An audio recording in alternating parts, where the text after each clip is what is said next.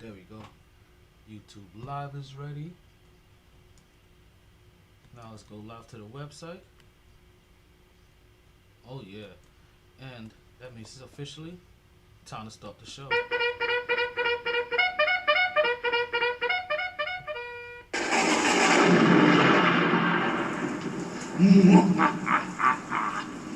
As Metro's Mercury grade approaches, I shall create the illest podcaster known to mankind. But Master, what are you going to do?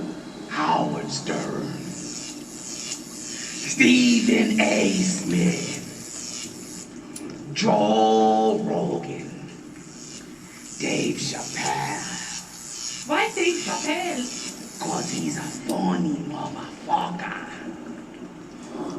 Jay-Z. Jay-Z? Because he has money. You fucking dickhead. Oh, I'm sorry, Master. I'm very sorry. The heart of India. The strength of a black man. And the pride of a Spaniard. I present to you MyT. It's alive. He's walking, Master. He's walking. MyT Sports.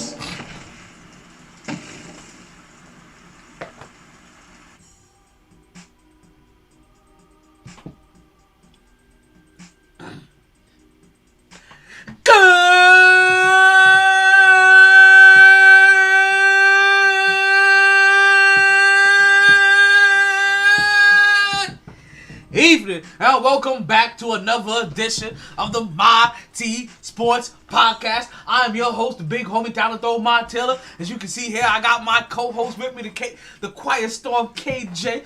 KJ, do say what's up to the people real quick. Woo! Sports flavor in your ear every week. Yo, it is another En Fuego day in the hottest city in the world. It is January 20th. They promised us highs of 76, lows of 53. Current temperature right now is 67 degrees. You are officially watching Season 6, Episode 76. I live where you vacation.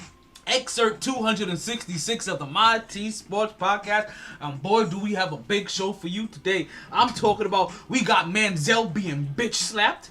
We got the same old Mets. We got Watson feeling scorned, a little butthurt, may I even. We got Kyrie versus the owners. Look at this. Look at this shit. Hold on one second. Let me show you this. We got Kyrie versus the owners. Apparently, you must not realize that it's podcast time, 8:07. If you would like to join the podcast, Big Al, you have to go call up through the Podbean Live. I am live right now, and you are interrupting the program. All right, B, catch me on the live. Catch me on the line. Go to the Podbean app, and that's how you call it. I don't take phone calls. I got an app for that. You heard what they say. There's an app for that. There's an app for that. There's an app for that. Just like how we gonna figure out. Listen, that's how you gonna figure out how to join the app. We gonna figure out, was it Bill Belichick or was it Brady? As KJ's gonna hit us with his quiet storm of the week. We got KD versus the Greek Freak. We got Jets Indian new OC and possibly a new QB. We got Rivers retiring. We got Little Wayne, Kodak Black. We got Macho Man news. I'm telling you, we got it all today on the podcast. I'm telling you, it's a big... Got you. Listen, I'm surprised you was even still there. Listen. It's a big show today. But you know what we say. Regardless of the time. Take that, take that, take that. And regardless of the weather. You play to win the game. Hello? Unless you're the Philadelphia Eagles. Let's stir up this motherfucking pot. You see how we started already? So...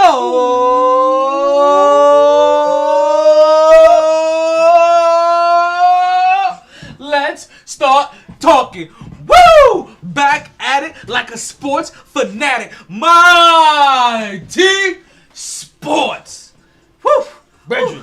Now that we've got that, I think I threw my shoulder out on that one. Yeah, I got a fat shoulder, me. I think I threw that shit out on there, man. Cheers to everybody. Listen, cheers to all of yous. Cheers to all of yous. Cheers to everybody watching the podcast. Before we get started, Get your drink Get your weed and let's get right. Before we get started, I just want to remind you the many ways that you can find the podcast. Whether you want to catch the re-air of the podcast. If you want to catch the re-air of the podcast, there's 2 easy ways. Right? There's actually 3, but there's 2. I'm going to tell you about 2. I'm going to tell you about all 3, actually. First, tell your smart speaker. Play the latest episode of the MyT Sports Podcast. M as in Mike, Y as in Yankee, T as in Tiger, Sports Podcast. And it'll play the latest episode right there for you to hear. Or you can tell that same smart speaker to play the latest episode of the MyT Sports Podcast on YouTube. There's the same shit. You get to see these mugs. Or, what you can do, you can go directly to the website, mytsports.net, right? And you can catch it all. You can just catch it all. Now, if you want to be live and join the show, like my homeboy Al tried to do, like he didn't get the memo. I ain't gonna lie. 1-800-PODBEAN. I'm not gonna lie. You see what happened is that Al still got the 2017 memo. Which is fully valid. That's how long he's been calling up to the show, or even trying to call me. He still got the 2017 memo. We've upgraded, Al. We upgraded, baby. Our price went up.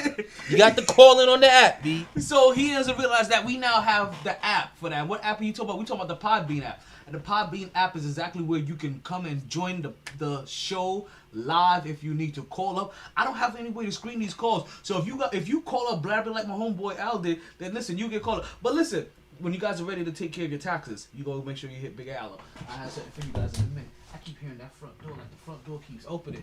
But I know it's a little bit too early for Mark. We shouldn't be expecting Mark for another hour or so. When he comes up with those 350 highlights of the day, I even told him that he has to come up with something. He has to start bringing something to the table. He can't just be light skinned. Like, you know what I mean? He got to start bringing something. You know them light skins, all they do is take, B. So now that you guys know the many ways to find the podcast, let me not hold you up any longer. First of all, first things first. We went through the whole intro, under music too already? Damn. Yo. Woke up the other day. Heard some news. What'd you hear, B? What'd you hear? Talk to me. That apparently the Nets were involved in a dick pic scandal. The Nets? The Mets. Oh. Meet the Mets. Meet the mess. Come right down and greet the Mets. The Mets. Metropolitans. The mess, that is the Mets. And my first thought is, goddamn Mets. Same old Mets. Always have their nose in some shit. Always handling some shit bad. But you know what? This one time, it wasn't the same old Mets. Now, granted, they hired former general manager Jared Porter. It's the one time you don't want to go to Jared. Right? for real. Don't go to Jared. He went to Jared. He went to who? General manager Jared Porter, right? Now, mind you, this isn't Jared Porter's first job. He was with the Cubs. Yes, yeah, exactly. He was with the Cubs and some other team before this. So he's been around, and this wasn't caught in his past before. But it got to the Mets. The lady that he offended by sending her 62 messages that was exclamation point cherried on top with eventually helicopter dick, like click, photo shoot. Vogue. Like,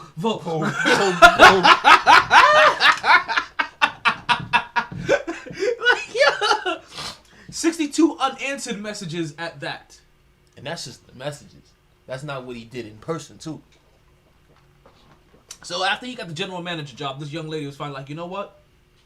I'm no longer a rookie in this country. One. I'm no longer a rookie in this business, even though she's left the industry at this point in time. Right? And if this guy keeps moving up the rank, or he's now at the top of the rank, he's a general manager, he'll just keep doing this. So I think it's about, like, I can't hold this out any longer. Like how many more have to suffer? You know what I mean? Let me go ahead and put this out into the world. And the new owner of the New York Mets caught wind of that story. It came on his desk that night. The next morning, he hit him. Get it out of here! Yo, Strike 3, you're out! yo, he hit him with the straight Vince McMahon. You're fired! And then went on Twitter and was like, yo, we don't condone this shit, B. Not on my watch. We ain't gonna have the zero tolerance for this shit. Yo, Because we love the ladies on the MyT Sports Podcast. You know how we do the ladies on the MyT Sports Podcast. Yo, we love doing the ladies on the MyT. Yeah, we do. We love do. Listen, ladies, you know, double entendres every single day. I couldn't find the Hey Ladies drop. Sorry. But we love doing, we definitely love doing ladies. We love doing the ladies on the MyT Sports Podcast. Definitely. Consensually. Double entendre. So this guy, yo, B. So let me ask you this: how many messages does it take for you to hit up a shorty before you realize, you know what, This ain't it. that she ain't feeling me, yo? B, Like how many messages? B, like more Max, like Max? because see, he Maximum went 5. 62, so I gotta know max because maximum 5. B. because I don't know what his minimum was. Maybe his minimum was like, okay, after 50, maybe that's what that like maybe things are starting to get dicey. Because you know the first thing I did, I went to go look him up. I looked up his age. I wanted to see what age bracket. But maybe he's out of this nigga's 42. He's in my age bracket. Like I'm looking at this nigga like B. You making us look bad. So now I'm over here thinking like, damn. Who have I messaged more than 3 times already? Like, who's on their 4th message? Because I don't start right off it. I'm at least trying to say hi, how your day like, going. if If you don't respond, if I say hi, you don't respond to me after hi. You got about, and this is because I'm in a good mood. You got about 5 times. After the 5th, I'm like, hey, all right, this ain't it. Next. But this is also while I'm still testing my waters and other. So let me ask you this, places. right? If you're drunk, what's your max? Oof. Are we talking like at that moment, or because at that moment it'd be 5 messages right then and there while I'm drunk? And then you gonna leave, you gonna be in the car in the back seat somewhere, driving with somebody, probably gonna get home. Like, how many messages? I'm doing that knowing that I still got old reliable I can hit up. But you're stopping way before 62. Brother, the day I do something like that. Do you even reach the double digits if you're drunk? No. 62, B. He's That's- dude is 41 years old. That's sip-like behavior. You can't have that. So she outs him. Yo, owner of the Max was like, yo, I'm done. Went on Twitter immediately. Went to the place of the people in today's era. Went straight to Twitter, was like, yo, this scumbag is out. He's done. We don't tolerate this shit. Yo, fuck this. Yo, he's out. He's gone. He's gone. Get him out of here. Somebody on Twitter had the nerve to say, cancel culture at its finest. The nerve! What do you mean cancel culture at your mom works somewhere and you find out that some dude that she ain't interested, that the only reason that he's in is because he's kind of like her boss or whatever, is sending her message after message after message.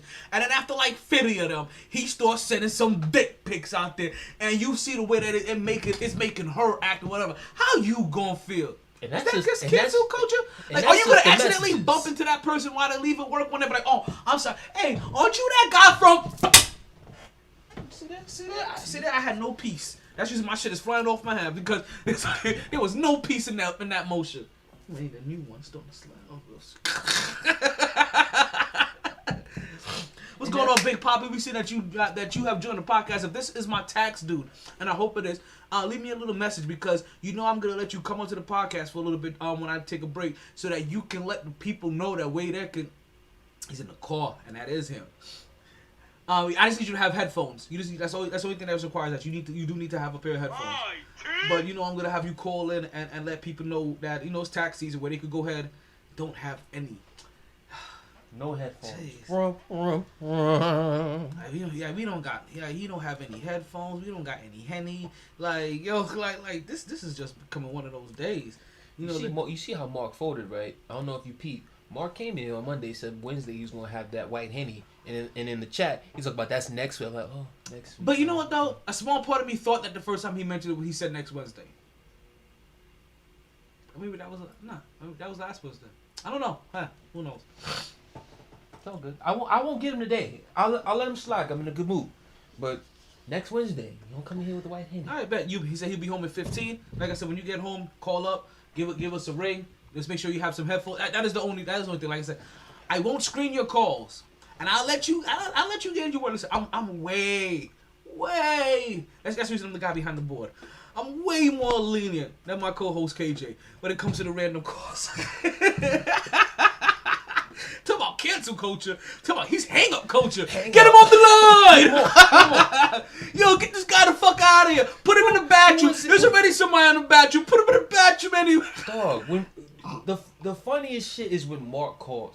Mark will call and got the babies yelling in the background. Terry snapping on him over some shit. Yo, Mark calls with dishes, the sink running and shit. Yeah, Mark calls in the middle of like dishwashing hour in the middle of the restaurant. As as the dude is pouring all of the forks and like Mark is like, yo, so yeah, I'm here. I'm like, B. I'm like, yo, Mazel Tov? What the hell just happened over there?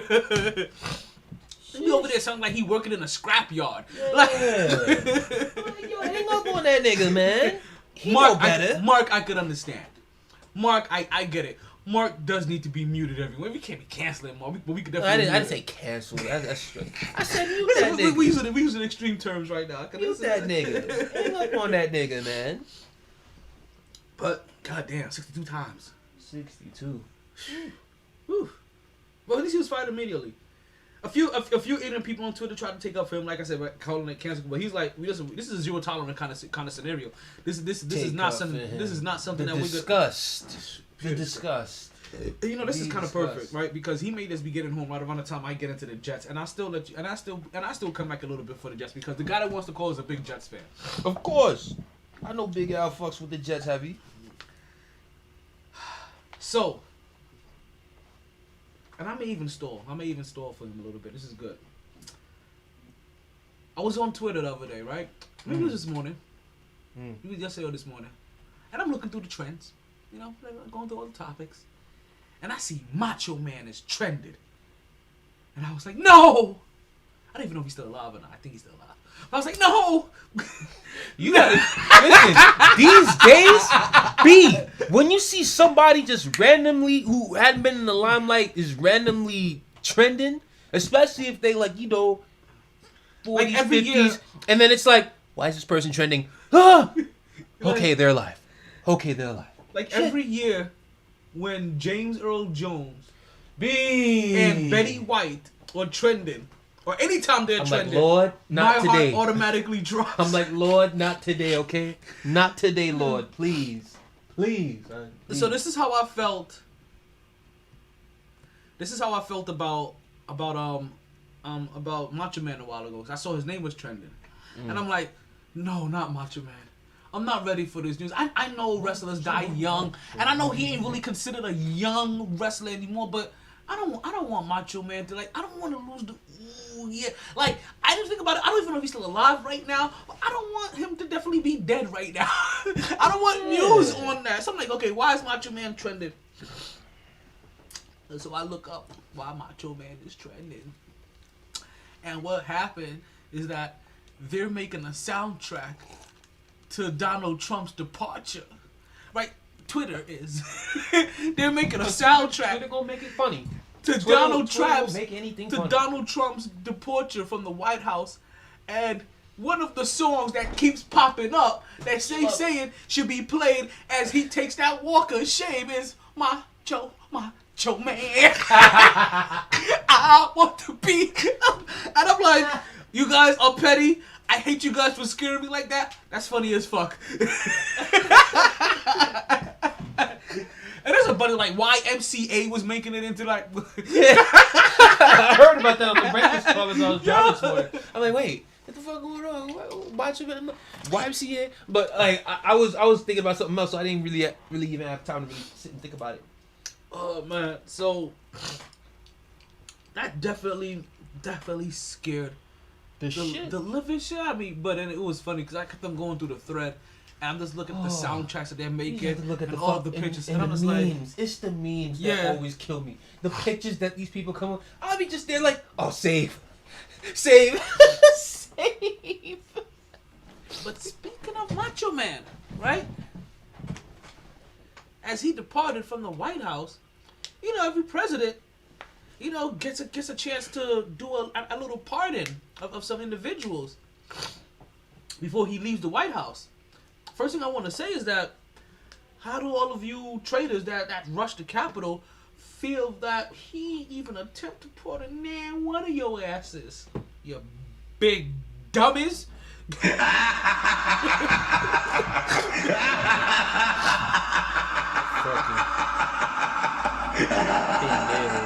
How do you feel even more so when he also decides to pardon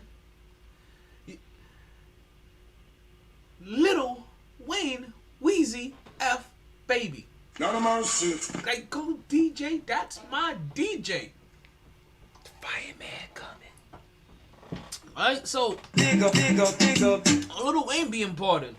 But how do they feel? What's going on, Poe? How you doing? Welcome to the podcast. We see you, seeing us, seeing you, listening to us, seeing you, watching us, listening to us, watching you. Poe, we love you. We love you with your beautiful, sexy ass. Yo, so it was funny because one morning I'm up to like, I think I'm up to like 3 o'clock in the morning or 2 o'clock in the morning or some shit. And I'm on my messages or whatever, and I'm like, yo, love you too, Poe. I'm like, yo, Poe don't sleep for shit, right? I'm like,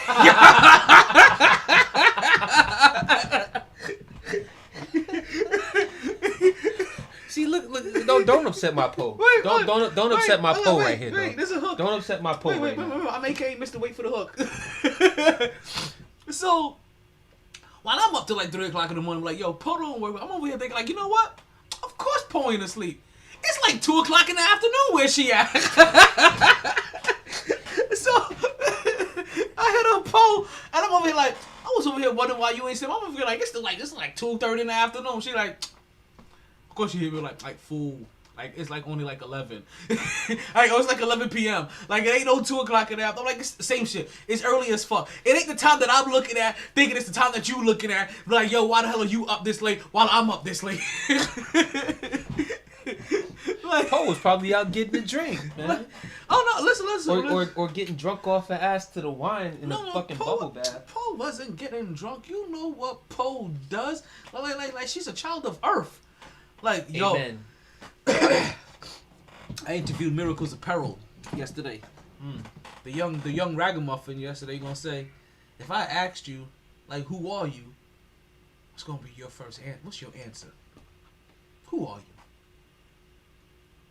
They're digging into my soul. This is I what don't he like had. it. Yo, I'm asking you not because he asked me, so I'm asking you, who are you? I'm drinking. So after I went through several answers, and I was like, listen, like, he's like, if you, I was like, oh, I'm trying to throw my artillery. He's like, if you wasn't that, who would you be? I'm like, then I'll just be energy roaming through this earth, roaming through the universe. He was like, if you weren't that, what would you be? I was like, I guess I'll just be a pile of dust. He was like, if you weren't that, what would you be? And he's like, I'll still be a gleam in my daddy's eye. Like, he's like, if you weren't that, I'd have gave up after that. I've been like, yo, hey, come on. he man. was like a child of God, and I'm like, gotcha. I said that to say that Poe's a child of Earth. Okay? So we know what she does. Like, and ain't nothing wrong with being a child of God because we all understand here that even in the Nate Dogg School of Medicine, they never overlook the burning bush. Can I get a Smoke weed every day. All right, Colin, okay? Don't take it too damn far now. Do not take it too goddamn far. Do not get us struck by lightning, okay? Cause you know I'll preach in this motherfucker in a minute. Listen, there was a time where man was running around sober, if you know what I'm saying. There was a time, well, where man was running around not so lucid, just going around grabbing every herb, spice, and leaf he can find and just burning them and just hoping that something would happen. Well, if you understand what I'm saying, can I get a Smoke weed every day. But then one day get us I struck said by lightning. one day he came up across that Mary. I said he came across that Mary Jane. Make me scream her name. I love you, Mary Jane. Oh, Mary, Mary, Mary, Mary, Mary, Mary. Like, he got there. And once he got there, then he put it in scripture. Oh, thy burning bush shall help set you free. If it's not in body, then definitely in soul. Can I get a Smoke weed every day. oh yes? That was a late sermon.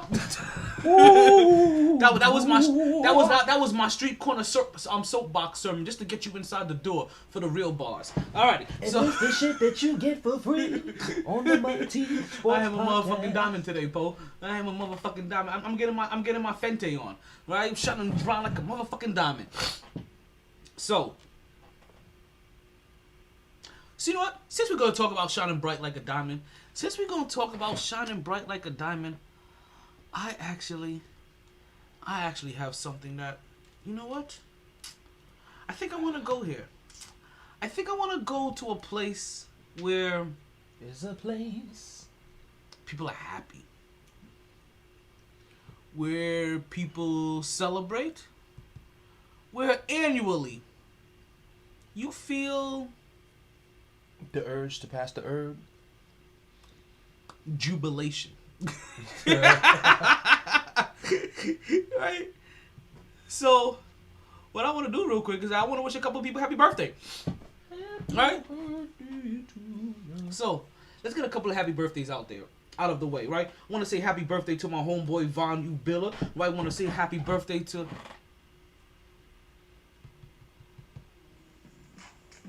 There we go. I want to say a little happy birthday to my homeboy Von Ubilla. I want happy birthday to my former battle buddy Justin Barcher. So basically, I no longer do happy birthdays on Facebook. I'm doing them on the show. So if you like, yo, you wish me happy birthday. I mean, you want to listen to the podcast? It's your fault, right?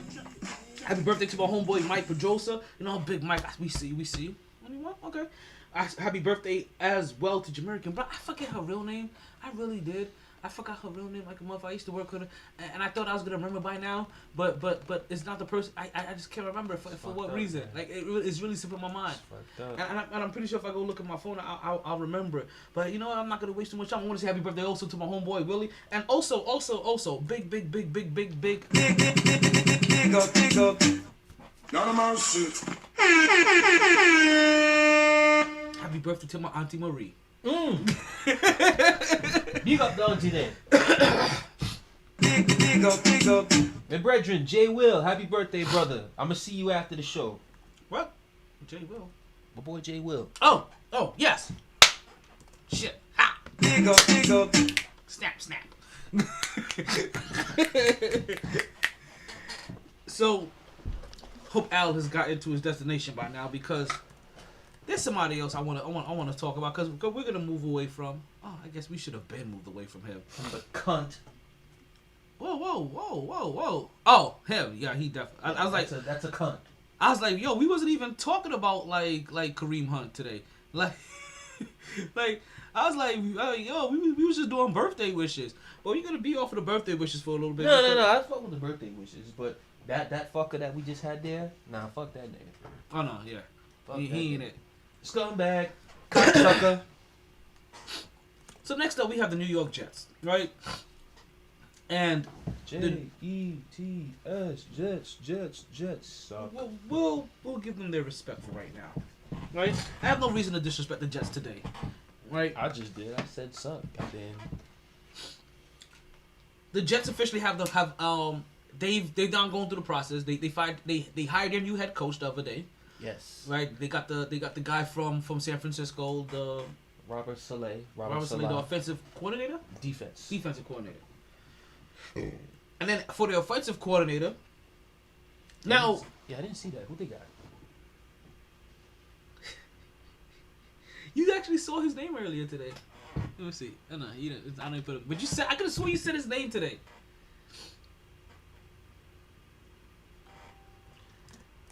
He's right. Oh wait, he's right there.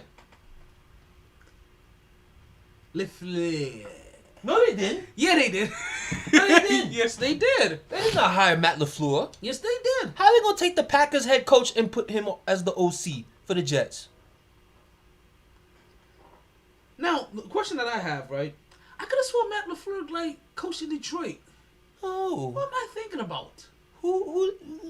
That guy right there is about to go head coach an NFC Championship game in Green Bay against Brady. You got your mats fucked up. That ain't the right guy. That ain't the one. It's LaFleur. It must be a different LaFleur.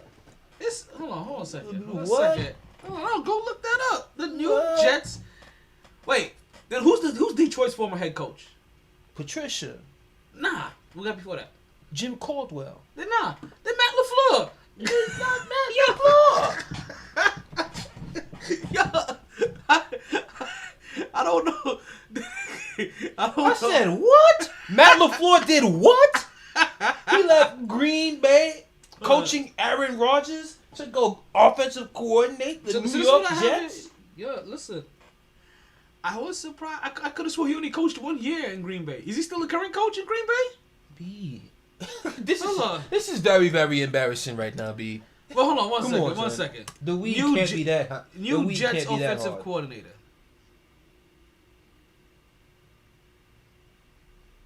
Yeah. What the Jets offensive coordinator could look like under new OC Mike. Mike LaFleur, not Matt LaFleur. Oh. Who the fuck is Mike LaFleur? Exactly.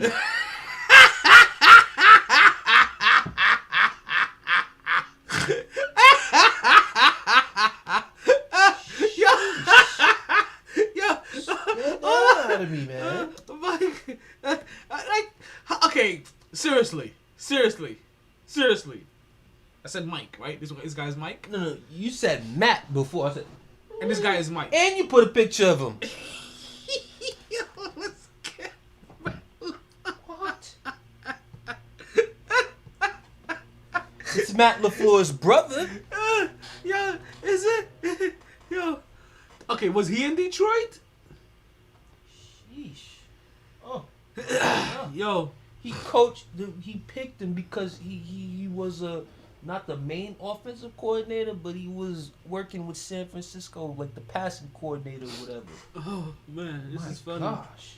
This is funny. Okay, so it's funny. He followed his brother too in a lot of places. So they both were in Atlanta in 2015, and then LA Rams. Okay, that was the only place.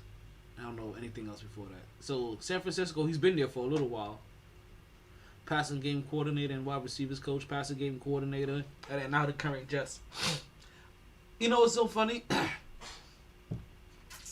And when I was doing my research, it still didn't hit me wrong. Cause I was like, "Yo, head coach in 2019." I'm like, "Okay, cool. That was 2 years ago." I'm like, "All right, bet." So like he coached. That's the guy that coached for 1 year. Things weren't getting along, and then he bounced and he got a new coach. I'm like, didn't they just change coaches?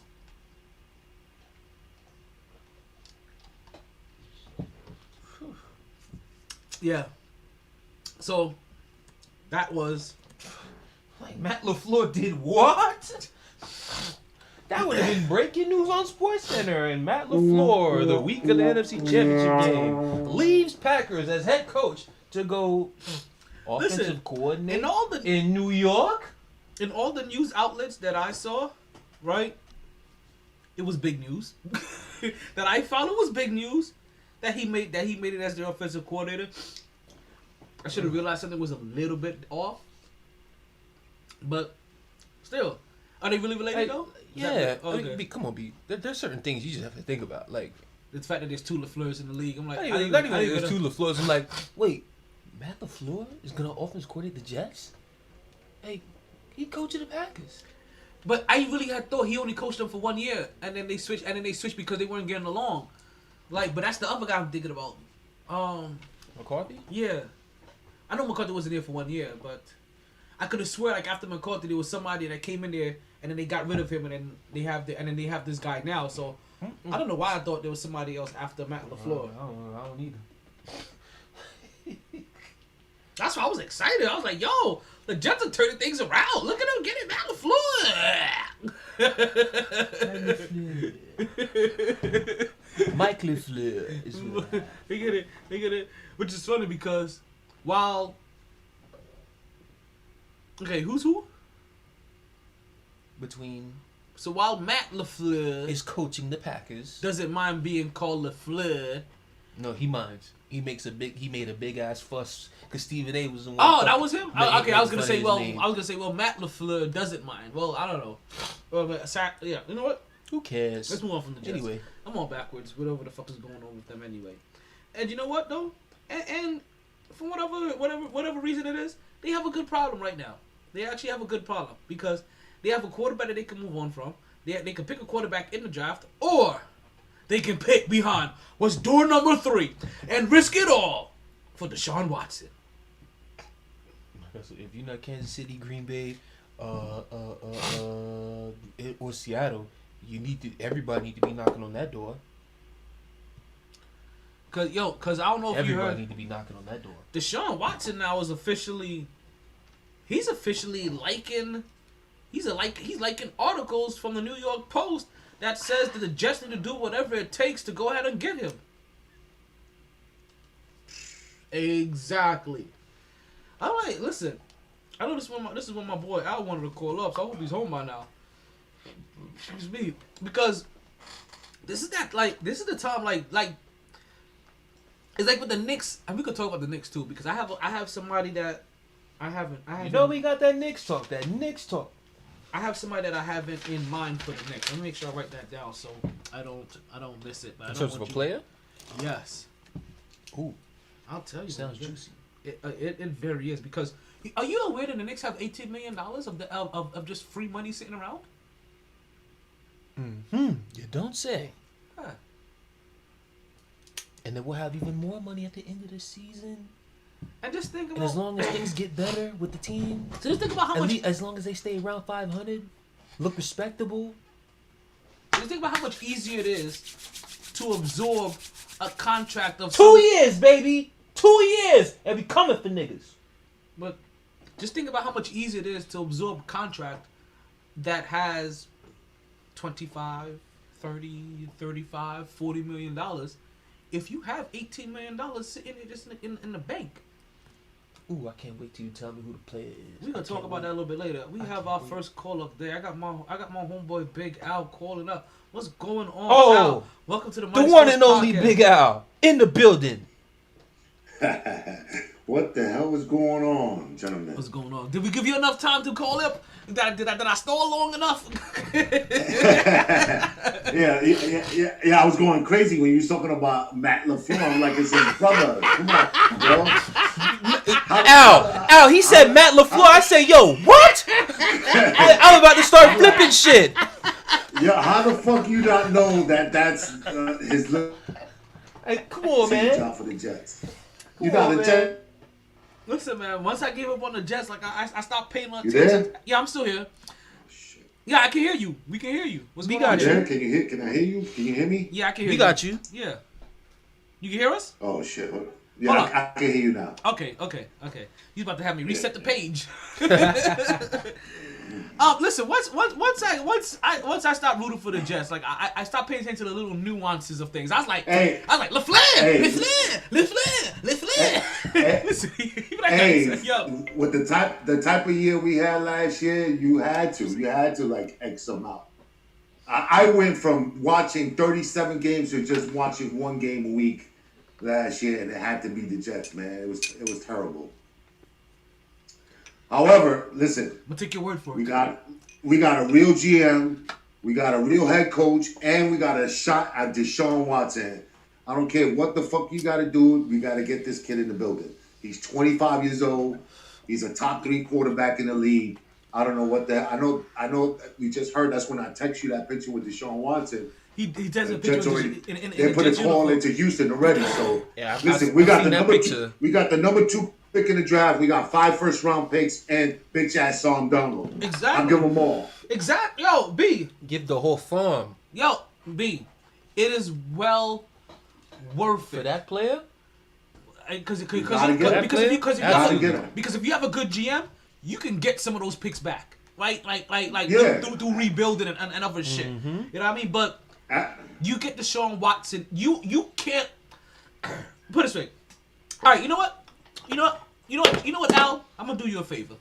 I'm gonna put on my Jets hat, right? I'm gonna put on my Jets hat for a second, right? Yeah. You can't let the Dolphins get him.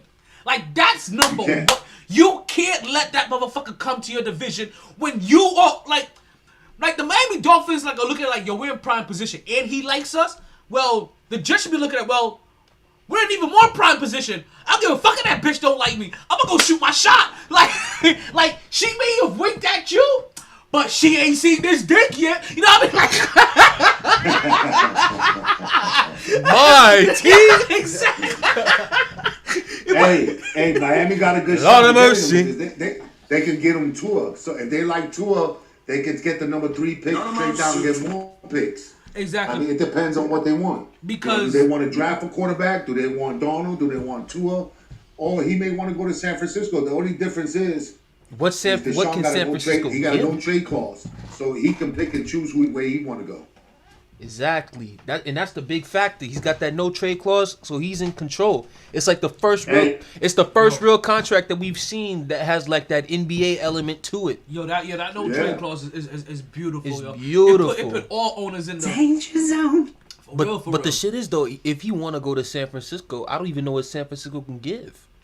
Jimmy and Nah, they can get him. They'll give up three first their round first picks. round They got picks players. and Jimmy and it, That's not gonna be enough. I promise No, you, it won't be Jimmy's enough. a free agent. Jimmy ain't going back to San Fran. everybody's gonna try to give the same thing, like, because it's gonna take the same thing. You're starting quarterback. If you have a young quarterback, you're starting quarterback and a couple and whatever first round picks you have, like, and we go figure out which one of these first round picks. Like, I'm gonna wait like Eenie, Meanie, Mane, Mo, which one of these picks I'm gonna go. I know you see. I know. Stop looking at me like that. I know. Cause this is some serious shit, and yeah, you out here singing Young Jock over here. I'm in a good mood, B. It's the weed. It's a lot of things. I be crossfading. I see it every day. I see it damn near every day. Damn near every day. But nah, the thing, what I'm saying is Deshaun, let's be real. Deshaun is on the level of Mahomes, basically, in terms of value to the league. So it's like, if you're gonna come for that, you better make sure you come strong. Exactly. Strong. Like come with your best hand. Come strong. Well, you got to remember one thing. He just signed that big extension. Now that people can't fit that $40 million cap number, That too. the cap is going to go lower. It's gonna Exactly, go due to lower. COVID. And So it just you got got money a lot too. of teams. They You got cap a lot of space, too. teams. Look at the Saints. They're going to be like $60 million over the cap. They're going to be cutting players. They're Wait, not going to be able to. Are they trade. wait, one second. Are they still $60 million after over the cap, even when the Breeze There's is out of there? A lot of teams. There's a Even- lot no, of no, teams wait, that Steelers are over the cap. fucked. Wait. Specifically, are they still over even after Breeze leaves? They'll still be over. Yeah, Because it's 60 mil. I'll check They it right now for you. Hold on. You They'll- can go over the cap.com. There'll be 60 mil, and Bree's contract was only 20 mil, so that would only at most save them 40 in terms of being over the cap. I'm looking at the carpet. Let's see. They'll definitely still be over. Their best bet, I don't even know, because their best bet is some of the young receivers. They're gonna have to talk to you like, hey, listen here. Drew Brees his cap number is 36 mil. And his debt money is 22. Even after If they cut him even if he retires though. If Yeah. when Yeah, it's 22. His cap number for next year is 36. Damn, like- But if they cut him prior to June 1st, the debt cap is 22.6. I can't get a like a retirement exemption or some shit. Like fuck. Nah, not when you get that money up front. Shit. because the Saints is Right. where I really want Deshaun to go play at. Right now, with they're him and Sean 96 Payton? million over the cap. God. Right now, the Saints. Jesus Christ. Woo. How much over the cap? And I think they... 96 million. That's what I read. Oh, okay. So that makes sense. So they're And I still gonna think- be 60 after Drew. Yeah, okay. And I think they still got to pay, what's his name? Kamara. I'm not sure if they re-upped with him yet. No, they didn't because they just signed Thomas. They got issues. They have issues. Yeah. Because they can't let Kamara just walk out the door. They cannot. No, he's not gonna go. They're gonna keep him. They're gonna cut. They may have to trade Michael Thomas. Oh. I was just thinking that, like, damn, they might, but would they really do it? I don't know. You're right. Right now, the Jets got the second most cap space in the league, right behind the Jaguars. Told you they got mad cap room. Jets. Yeah. Yeah. So they got cap room. Yeah. They got picks. They got a young quarterback and the number 2 Look. pick. Look at all these teams that are over the cap: Saints, Eagles, Falcons, Packers, Rams, Steelers, Raiders, Texas, Chiefs, Vikings, Bears, Titans. You just named about half the league. Yeah, about? And about 6 of them are in the playoffs. And it might get worse because if you're over the cap, you need to be in the remember, playoffs. they lost so much revenue. They lost so much revenue for not allowing people in the stadium. But you know what? That's what I'm saying. That TV money is literally the only way they're making income. But That's That's the only. Yeah. they'll make it up because they get all of the streaming money and they don't have to share a dime of it with the Why players. do you think that one playoff game was streamed on Nickelodeon? They needed more Yeah, money. my man. They needed more money. But I'm just saying though. I'm just saying, I'm just saying that. Like, yes, they're losing a lot of money, but the owners aren't hurting that bad because Nah, hell no. because Oh, no, they always It's gonna no be- different for them. they get to Yeah, get they're all doing of it. that streaming money and not share one dime Yeah, with the yeah, players. but- Not one. But Not even 1%. But I bet you Hey, watch Super Bowl. but you- Watch but- Super Bowl. but They're gonna you- let 10,000 motherfuckers in there. At least 10,000 Yo. people. Super Bowl gonna be streaming about 4 or 5 different things. well, they're gonna allow people in the Super Bowl. Yeah, so I'm saying at least 10,000. At least the playoffs so far, the most I've heard is like 6,500 type shit. Oh yeah, come Super Bowl, 10,000 at least. At least. Especially since it's in Florida and Florida hadn't been giving a fuck. Yeah, 10,000 at least in the stands. With this governor, it's gonna be packed 60,000. Wouldn't surprise me. Wouldn't surprise me at all. Shit, the national championship game down here in Miami. When they would show the fans, I'm like, damn, that's a good amount of people in them stands.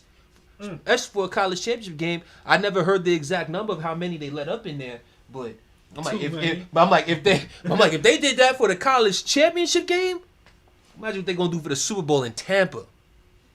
Super Bowl. All that press, they gonna lose all that week up build, the Super Bowl week, the press conferences and all of that, and all the bullshit that they did. Cause I went to Super Bowl week down when they had it down here. Oh, Super Bowl. Yeah, The whole not Super Bowl row. They Bro. call it dude, son, Media Row or something the- like that. Yeah. it's media night. I don't even talk about that. I'm just talking about the overall events that they'll have in the area. The Saturday. They had just a whole bunch, like it was like a carnival event I out there remember by when the they came out stadium. here. Yeah. I remember when they came down here when I was a teenager, like early teens, and they did it down here. Like, yo, Lewis and I, like we got like yeah, all the events, like basically it's all the things that lead up to all the sign The events, clubs, the parties. the meet and the greets, because we went to one of their meet and greet joints, and I forget, like Lewis remembers who he got a I'm already seeing Super Bowl flyer parties up in Tampa going on right now. There should be some wrestling shit going on up there as well. Shit. So no, listen. I agree with the one simple fact that the Jets need to do everything possible, and whatever they do is that they need to make sure they're doing whatever is more than Miami. Like if Miami's giving up the farm, then they need to give up the farm and the daughter.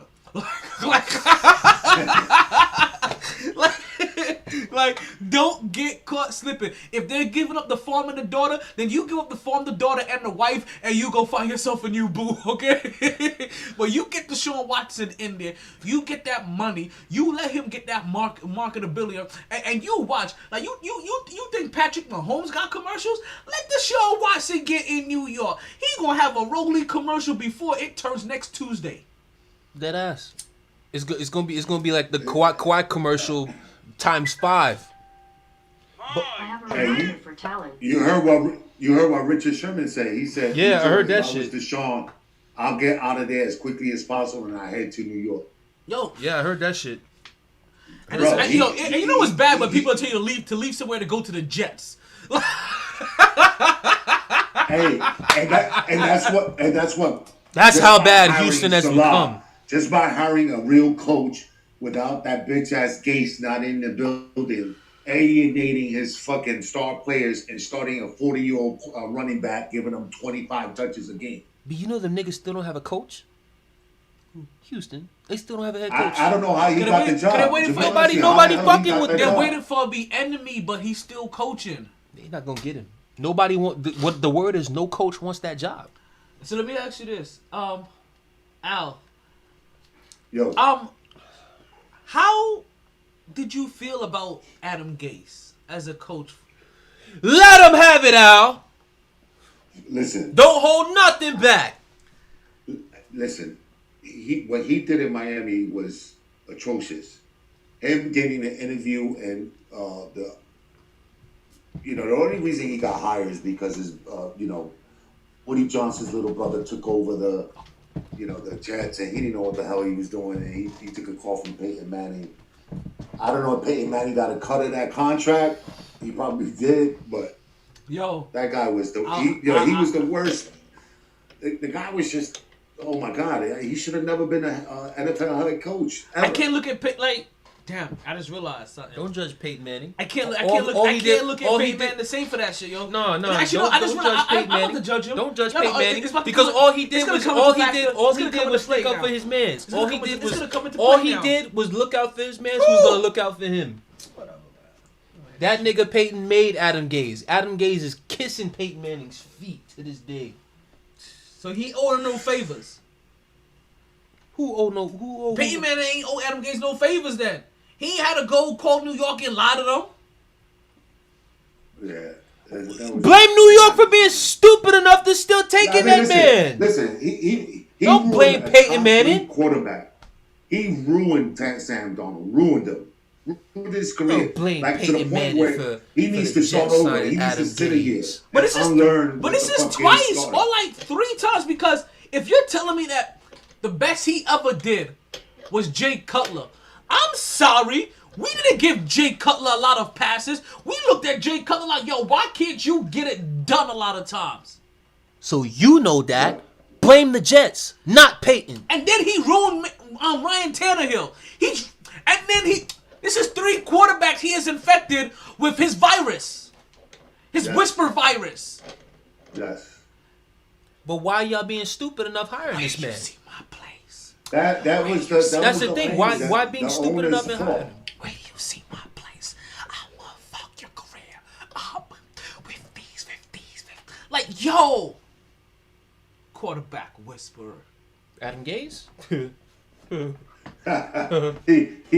he called him an offensive genius, and his offense is ranked 32, 31, 30th, 28th. Where do you see fucking offensive genius in this guy? Al, I say this shit all the time. If you an offensive coordinator and you get hired as a head coach, I shouldn't see your offense at the bottom half of the league. Why does if you're a defensive coordinator, you get hired as a head coach, I shouldn't see your defense bottom of the league. Like yo, at least have the side that you really coach. At least have that side taken care of. Name me one player he's developed. Name me one. Shit. Landry went to Cleveland. Tannehill went to Tennessee. What was that? Parker? What was his name? The other receiver, Kenny Stills, left. He's terrible. He let Robbie Anderson walk to Carolina. He had over 1,000 yards receiving this year. It's total garbage. Oh, by the way, remember when I said Super Bowl 10,000? Scratch that. 25. They let 15,000 up in there for the national championship. If it's in Florida, it's going to be 40. By the end of the day, it's going to be 40 because they let 15,000 people up in there for the national championship down here. How many people can that stadium hold? Oh, that stadium, Hard Rock? 80. Oh, that stadium can hold a lot of people. Okay, that makes sense. 15 to 80. Yeah. Probably more than 80 to be real. Okay. Probably more. Because them football stadiums are huge. Huge. So I don't know if you guys, because there's a quarterback. I don't know if you guys realized there's a quarterback issue going on in the NFL? There's always quarterback issues in the NFL. Well, we just talked about one. We talked about Deshaun Watson, all right? And we talked about the issue that he has, and obviously Houston's going to be looking. You for can talk about Jared Goff. That's a quarterback issue. Yeah, I mean, Jared Goff. He's regret. Isn't going He quite. regressed. He's sorry. I never liked him. I always thought he was sorry. He did, but another team with quarterback issues, right? And it's going to come. Chicago. Another one coming on the way of retirement. Oh, Saints. This is Phillip Rivers stepping away from the game. That too. We talked about Drew Brees stepping out last week or Monday. The pull-out Poppy finally pulling out of something. So, did you see what he said? No, I didn't see what he said exactly. He said, "Now me and my wife can focus on starting Oh, a family." Lord. Nigga, you already got 9 of these motherfuckers. You got 22 kids, yo. You much got more more do you 22 need? twos than Jay-Z had on Reasonable Doubt. Yo. Nigga. Bro, that nigga trying to have a whole daycare. What the fuck? When I saw that, I fell. I literally Focus on having a floored. family with 9 of these shits. Yo, his wife is the real MVP. She's already pushed out 9, and this motherfucker's talking like that, so you can already guarantee about another She was 9 like, "Yo, coming out again. you're not making the playoffs. Oh, I'll get a rest this year." I feel like they've had a kid for every time he's made the playoffs.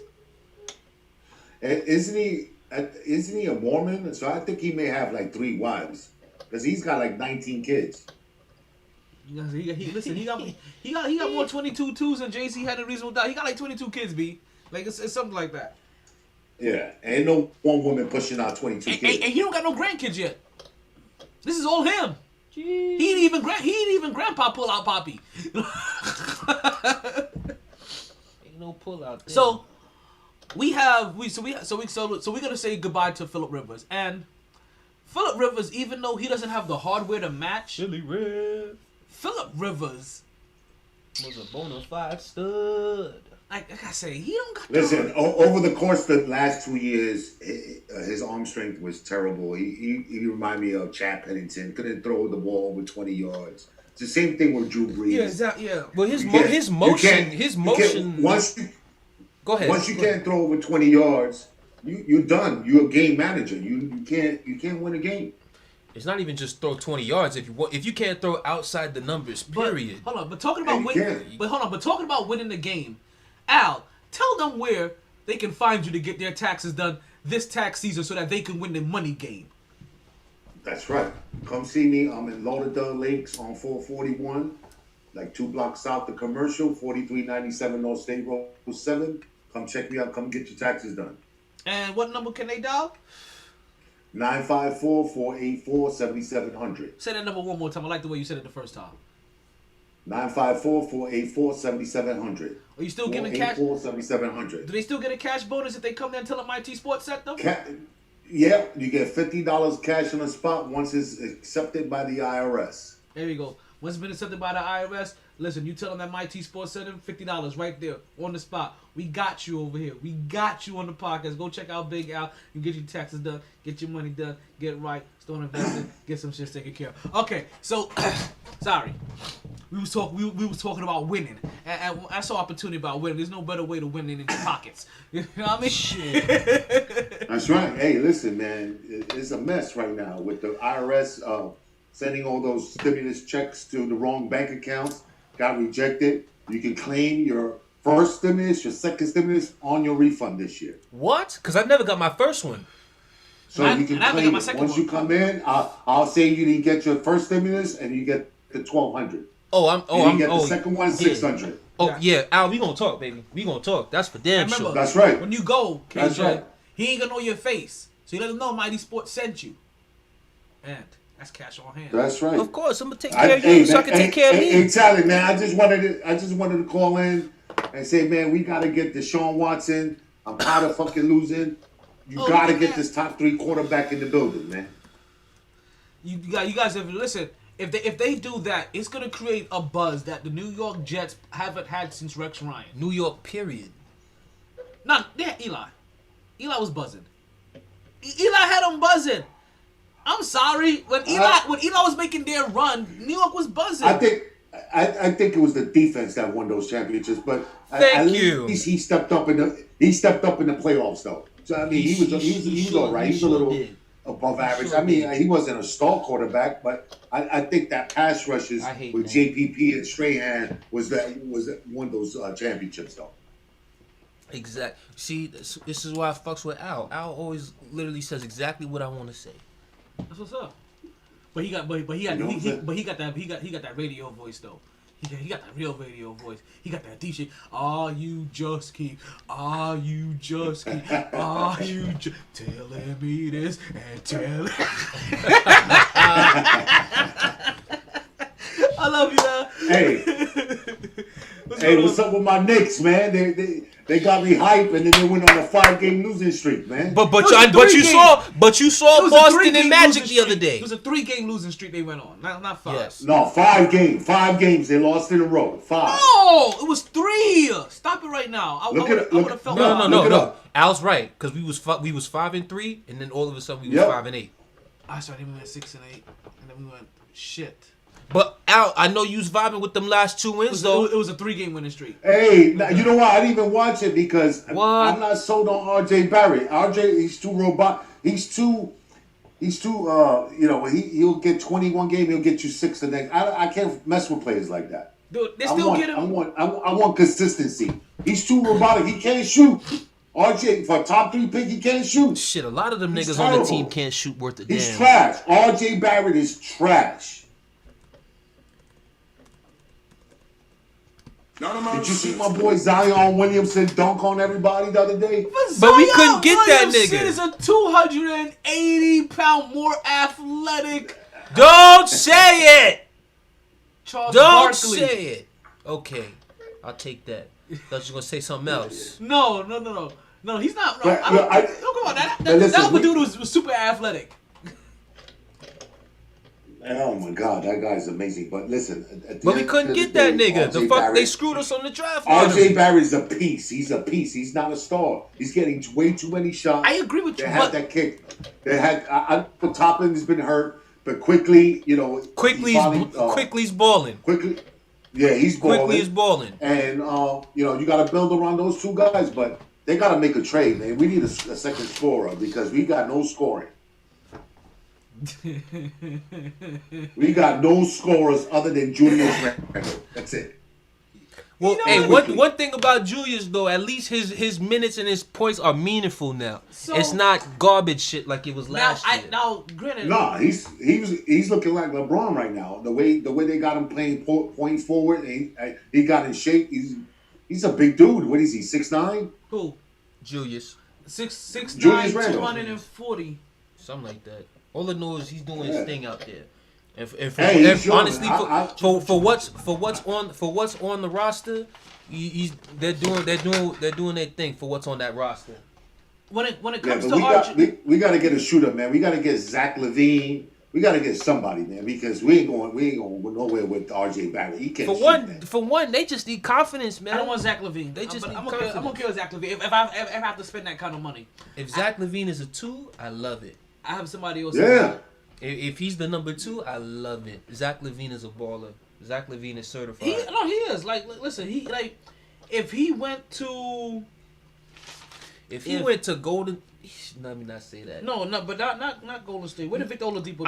I'm saying if Golden State took Wiggins out and put LaVine in there, it'll be a much different game. It'll be a much different game because the fact that he can drive to the lane the way that he can. Yeah, but they can't fit him on the cap because then you have to trade. No. You gotta trade him too many pieces. Remember, they still eating that cap from Clay.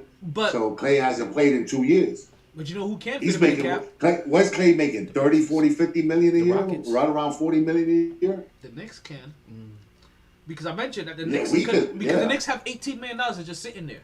And I talked about that. So let me talk before I get let me talk about. Bro, I'll give him Ntilikina, Dennis Smith Jr., RJ Barrett. Give them all of them 3 guys. Get them off the team. You may have to give up a little bit more because we at least have to because it has to be a decent amount of money for us to be able to take that. Like I don't know if those guys even qualify. All of those guys are still on rookie contracts. That's the one part that sucks. Like there's nobody on a real contract for the New York Knicks except for Julius Randle. I think.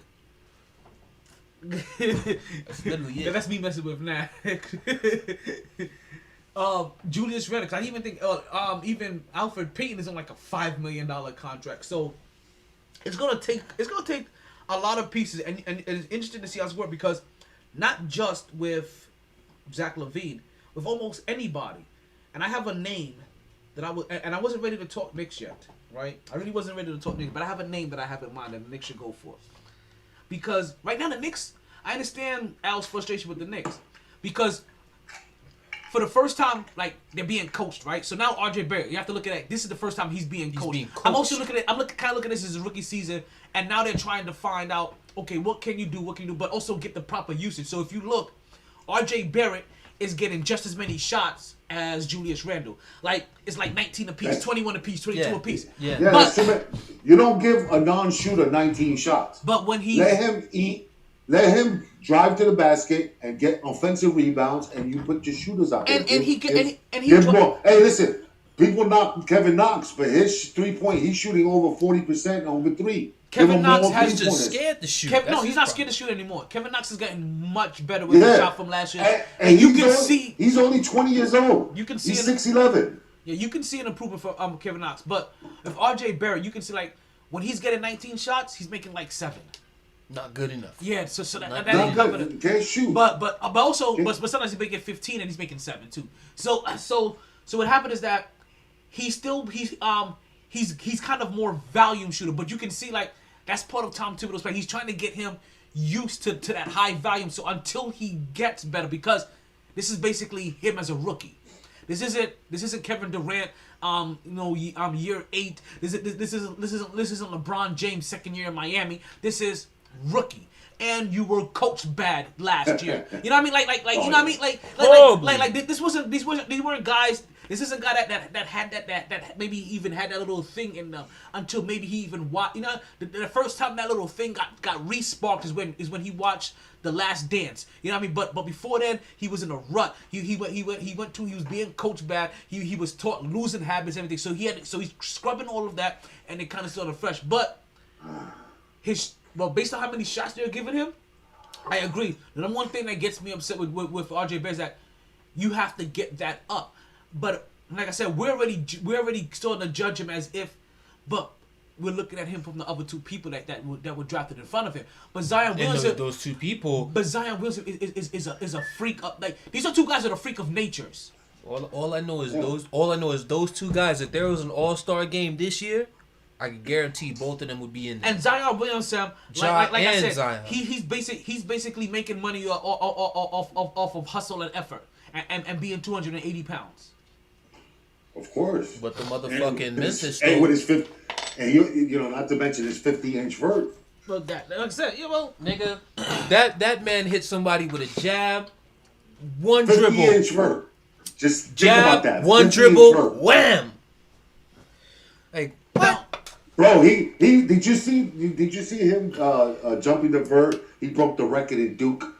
I think his first jump was 46 inches at that weight that's crazy. That's almost 300 pounds, bro.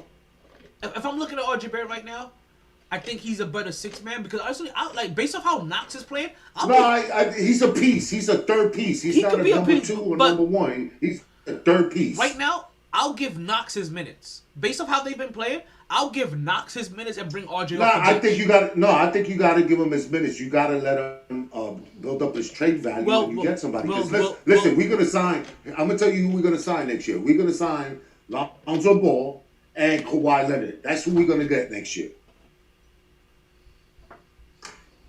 You heard it here first. I mean, I'll give you one.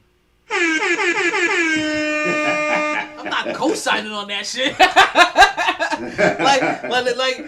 See, this is the part of the podcast where Pelman's gonna be like, yo, these are typical Knicks fans. And then we tell them all, suck dick, you cocksuckers. Normally I would say that, But we got real grown-ups in the building now. We got Leon Rose, who's running the team.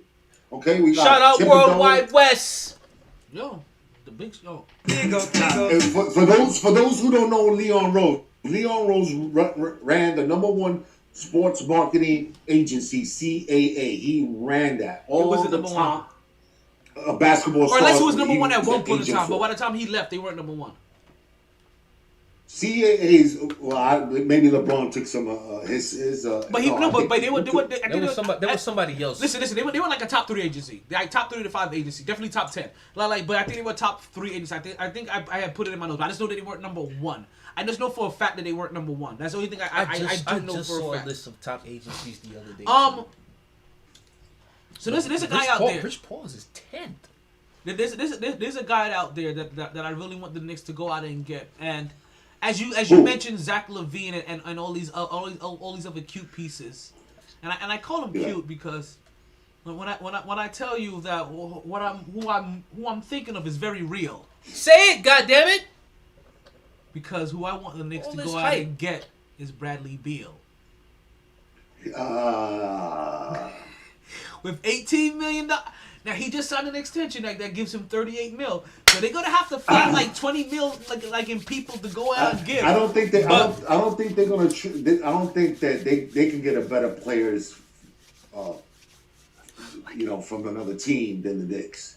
And Washington, that's their bread and butter right there. They're not gonna trade him for nothing for R.J. Barrett or Topman. They're not gonna do that. The problem is Washington's not going nowhere. So They did what they did to get Westbrook, Yeah, but- and it's still not working. They're still getting blown out and 3 shit. So first round picks because this year's first round pick, 2 years from now, and the one that we have that somebody else's. I know we have somebody else's first round pick. No, because you gotta match his salary. Remember, it's different in NBA. You gotta match Exactly. that. So In those. In the NFL, you don't need to match salaries. You just gotta have the cap space, or you're gonna pay the penalty. But in the NBA, it's stupid. You gotta match salary for salary. And this is Salary where coming in, salary coming out. And this is where New York being able to have $18 million in salary sitting there works because cash consideration is a thing. You know what I mean? So because like I said, like see the way how you thinking about me and Bradley Beal is how I was thinking about you and Zach LaVine. Just to let you know. But the same obstacles occur. Like you have to. Yeah, but they're You have different to find- players. Bradley Beal's he's a top 10 player in the league. Zach LaVine's not a top 10 player, and then we don't have anybody to give Washington. But So that's what I'm saying. Like the same not going to do that. Yeah, so if you like the same obstacles occur whether it's Zach LaVine or it's Bradley Beal, you still have to find a way to match that money. Yeah, you have $18 million sitting there, but you still have to find enough players that you have there to be able to be like, okay, here goes these players to add to this deal, plus the $18 million that we have, because we can it go literally- ahead and throw Alfred Payton in there. Oh, That's Alfred one. Payton's gonna be the first thing in there. Sorry, I don't know how to help with that. It's okay, There are Google. other things It's you good. can It's, try. It's okay, Google. it's exact. Nobody knows how to help with Alfred Payton, right? Exactly. So you have to throw Alfred Payton in there. You're gonna throw Frank Ntilikina in there. You're gonna throw R.J. Barrett in there. Dennis Smith Jr. You're gonna throw Dennis Smith. You're gonna throw as many but I don't care. If, listen, you drop him if you have to, but also you have to remember roster space because you have to think they can't go after go over their roster space just to take on all these players. So we're talking about 5 players already. I don't even know if we hit 20 mil. We definitely hit that with Alfred. We definitely hit that with Alfred. I forgot a I'll tell you 5 mil what, deal We definitely hit that with Alfred. on his extension. Nah, you know what? Frank's They're making more than that because Frank's here's on his why. rookie deal. They're making RJ's maybe between you really have 5 to and 8 get rid because of they were lottery RJ. picks. No, but RJ's the lottery pick. Lottery picks get more. So was Ntilikina. So was Dennis Smith Jr. They were all lottery $4 or picks. $5 million, guys. No. It's definitely more than that per year. Let's okay, Google. How much is R.J. Barrett's contract? Now I'm talking to you. Let's see if she knows what we're saying. On the here. website BleacherReport.com, they say the New York Knicks signed R.J. Barrett to a 4-year, $35.6 million rookie Yeah. contract Tuesday. Them lottery picks in the NBA, they get Full their year, bread. how much is that? 35. So we basically talking Okay, about so 9 8 mil, So about 8. Okay, 8.5. So about 8 mil. Okay, so 5, 13, maybe another 7 from Frank. If you're lucky, you get up to 23. You know, you throw in one more person in there, Dennis Smith Jr., you get up to 20-something. Then you have your 18 mil. You give them 2 first rounds this year and the first round. No, we don't have 2 first rounds this year. The 2 first rounds last year. I don't think you can give them cash. You can give them cash considerations, but I don't think you can. You know, they will have to. Let's say if he's making 38, you have to take 38 in the Levert deal in cap. Well, okay, then we can't give him cash consideration. Yeah, so his RJ Barrett's figure, 8.2. Ntilikina is 6.1. Okay, that's Dennis 14. Smith Jr. is 5.6. Okay, let's say we're at 20 now. Let's see here. Alfred Payton. Kevin Knox 4.5. And Alfred Payton? No, Payton is 4.7. Okay, that's Kevin Knox is 4.5. And this Alex is all Burks on is top of 6 the 18 million. that we already have. Okay, so you probably only could give up like 4 players, right? Maybe 4 or 5 players tops in this, right? And draft picks. But I'm just saying before they have too many players that you can't give them anymore. But then after that, yeah. So then you give them that, you end up giving them 3 draft picks on top of it. It's too much. You're giving them too much. You have to probably put Mitch Robinson in there. The only way I make that deal is if we sign Lonzo Ball and Kawhi Leonard, then you got your big 3 right We're there. not signing Kawhi Leonard. Yeah, we are. We're not signing Kawhi Leonard. He didn't sign an extension. He's going to opt out of this year. We're not signing Kawhi Leonard. He don't want to play for the Clippers. Now, Lonzo Ball is interesting. You got to remember, his uncle's from New York. He's a New York Knicks fan. He wanted him to go to New York. But they he's weren't from ready. LA, Then he had the though. pieces. Then he have the. They don't have the staff they have now. They don't have the GM and the president they have now. They don't have pieces like Quickly and Toppin. You know, they have pieces now. And if you sign Lonzo Ball, now you cooking with gas. I'm sorry. They've been. But you know, looking I'm talking about him being loved just by taking the Knicks to the finals or He'll to the still- conference yeah, he'll championship. still- Bro, we haven't seen the playoffs in 20 years. He'll still get love. On 2015. No, it's been more than 20. It's been No, it's 2015 was the Melo when we got Melo twice. what's We his got name? swept in the first No, round. we got Melo, Rashid, and then we got the point guard, Jason Kidd. Yeah, Jason Kidd. We went to the So we had playoffs that year. we had Kurt We Thomas. won. We had Kurt Thomas Yeah, still we won. getting major minutes. Nah, I don't think he got a lot of minutes because we had Rashid. Who's the other No, guy? Yeah. but Rashid and Kurt Thomas was getting major minutes because of injuries. And part of the reason why we fell apart, because the young players that we had that was supposed to be getting those, because Kurt Thomas and Rasheed was supposed to be coming off of the bench. The young players that we That's had. when Melo. That was Melo's best year in the NBA. Actually, I think it was Stoudemire. he Yeah, like- Stoudemire was the young player. Stoudemire, yeah. So what happened is that, but all in all, but same thing. Stoudemire was hurt. He was hurt most of that. So what happens is that the young players that we had were injured. Fufu knees. So Rasheed Wallace and Kurt Thomas had to play a lot of minutes, and they were supposed to be our backups. And then eventually they broke down. Rasheed Wallace, his plantar fasciitis kept on acting up. So he was kind of spotty with his shit. You know what I mean? And we didn't have stats. So yeah, that was because that was actually a good year. Like if Stat was healthy and Rasheed Wallace was able to come off the bench, we would have. Yeah, remember we took Indiana to 7 games, and this guy blocked Melo to win the game. Or you remember that block Bum dunk? ass He ain't Roy even- Hibbert. He ain't even in the league no That more. nigga's a waste of He 7. ain't even in the league no more. That And nigga's they a were comparing waste him of to Dwight space. Howard. He's a waste of space. That's what he is. He's a waste of space. Fucking Roy Hibbert. Because that's the motherfucker who blocked Melo at the rim. He just can't still in the league. Yeah, remember him? God He's damn. as soon as but he got a big believe. contract after that, and then he went away. Flop. He stole that money. Flop. Son Whiteside still in the league. Damn, man. I can't believe that team fucking beat the Knicks. Hey, it's hard. It's hard to work when you got $100 million in a bank account, bro. Look at Kyrie Irving. He's taking breaks and shit. Oh, I needed a break. Oh man, he just had to bring up good old Kyrie. That's your boy, Kyrie Irving. You That's his wanted mans. him in New York. I told you I don't want no parts of Kyrie. Wait, who that guy won- is wait. loony. He's the Kanye West of the NBA. Wait, He's crazy. Who wanted Kanye in New York? You did. When KD was supposed to come to New York, And Kyrie said, "Nah, fuck that. Let's go to Brooklyn." I guess it's because of the owner. I don't know what the hell happened. I think it was because of Oakley, what they did to Oakley. Y'all hear this? Y'all Remember when? Like, When the owner of the Knicks banned one of your best players, and then tells him that he was drunk when he wasn't even drinking that day. It's crazy. See, now you got me. Now you got me with the Kyrie. A lot of players in the league, they didn't want to come sign with the Knicks because of that. Now you got me with the Kyrie face, because every single listener of the MyT Sports Podcast knows good damn well I didn't want Kyrie in New York. I was like, yo, you know what's so bad?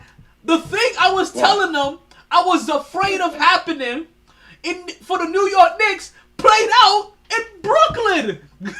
I was like, if he comes here, I don't want him around all my young guys. He's not going to help build the culture. It's just going to be him. And not to mention, I didn't even think the New York Knicks wasn't even there yet. Brooklyn was at least on the path where if their culture had a big enough name attached to it, they could have absorbed him. But they got there and immediately, coach gone, players gone, everybody gone, everything big. Listen, they got Amari Stoudemire, Steve Nash, and what's the coach? And Coach Dan.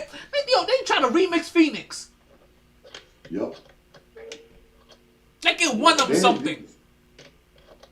Like it won. See, if it wasn't for the goddamn Spurs, if it wasn't for the goddamn Spurs, I know.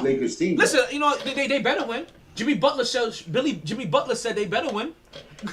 Yeah, but listen, they're not. They may win. They may go to the finals, but they're not beating the Lakers. Then they're all failures. Then they're all failures. Every single last one of them failures. Yeah. If they don't win a championship, Jimmy Butler said I could make it to a championship by myself and take the Lakers to 6. You know what I mean? Like, if he can do that, the 3 of you niggas can't beat him? Failures. All of you. Soft. Get a Twinkie feeling. Or that's just Braun saying maybe I'm not the generous king. Yeah. Everybody got a ring on his watch. I'm sorry. Well, no, he's still stopping he'd be still stopping Harden from getting his. He'd be the one person he could stop. Mr. Failed this city. And stopping Kyrie from getting another one on his watch. Kyrie don't deserve another ring. Exactly. So he'd be stopping Kyrie. Kyrie didn't deserve that first one. And KD, like, yo, you ain't gotta worry. KD You don't have to got worry his about because that. he He's joined never the gonna shoot. win a ring. Yo, if Kyrie Irving's success had to be a Dave Chappelle episode, which one would it be? A Dave Chappelle. Ooh wee. They never should have gave you niggas money. Fuck you. They should have never gave that nigga a ring. He don't know how to act. You know what I mean? It's like the first nigga. It's like that nigga that smells pussy for the first time and goes on like he like don't know how to act. Taste pussy one time and look at you. Look at you. Smitten. Starstruck. Bamboozled. Run amok. Nostrils wide open. Hey, what was the contract he signed with Brooklyn? How much? Who cares? It's their problem. It ain't my problem. 200 million plus his shoe contract. Bro, it's hard to work when you got 200 million in it. That's what I told Mark. He was like, they gonna listen to Steve Nash. I'm like, yo, they don't believe that Steve Nash is that dude. Like, Steve Nash's 2 MVPs means nothing to guys that have rings. Especially when you know that, yo, Kobe's my homeboy, and I feel he should have won one of them. What the fuck you gonna tell me? And Shaq. They stole Shaq. I'm gonna take some time off. For what? Shaq was averaging like 36 and 16 that year. Exactly. They gave it to him. I'm like, yo, just wait. You think they go listen to Nash? Nash is gonna say some shit, but like, what? You talking to me? Hold on, I'll be back. Just like in SpongeBob. 3 weeks later. So what's up? Hey, yo, trying to come back to the team. Yeah, y'all niggas still gotta. Alright, I'll be there. You gotta go through COVID, but alright, fuck. I guess more weeks of vacation for me. Like, yo, if I don't give a fuck was a player, like, that's him, right there, stage right, Kyrie motherfucker, K.Y. Irving. Look at him, the face. the vice president of the Players Association. If this isn't That's the worst part. If this Nigga, isn't the you guy- acting like this and you're the vice president of the Players Association, bro. like that's the big brother that sets the bad example. Come on, son. Chris Paul's the president. He's looking at this nigga like, yo, come on, B. Can you pull your own weight, son? Just a little bit, B. Hey, you know what? I'm gonna give Chris Paul his props because I gave him a bad time. But wherever he goes, he's a leader, man. He wins. See? He took that garbage team It Oklahoma happens City to what? every The 15th? time. He changes fourth teams seed? and he takes a shower and he wipes off the stench of failure from the last team. Yo, he does it just in time. Yeah. Every time. See, Yeah. I'm glad you said it. You're like, yo, and I feel you. I so Yeah. feel you on that. He goes somewhere new and he helps uplift that franchise.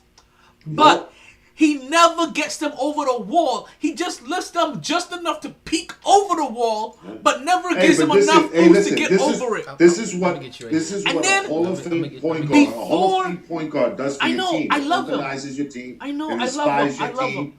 But before the blame could stick on him and be like, yo, Chris Paul ain't getting, like, you know how we blame James Harden, like, yo, James Harden ain't getting it done. This person ain't getting, before it sticks on him, we're like, yo, Chris Paul ain't getting it done, he changes teams. He uplifts another team, and he washes that all off. And it got, like, yo, he has one of the most mystique careers because I feel you. But let's get serious here, right? We talk about it's a point guard driven league, right? All these great point guards that we have. Yep. Seriously, other than Curry, and real talk, like Good, I'm glad you said and that. other than Curry, and even in real talk, he wasn't even MVP of those finals. What great point guard has won a championship in this era?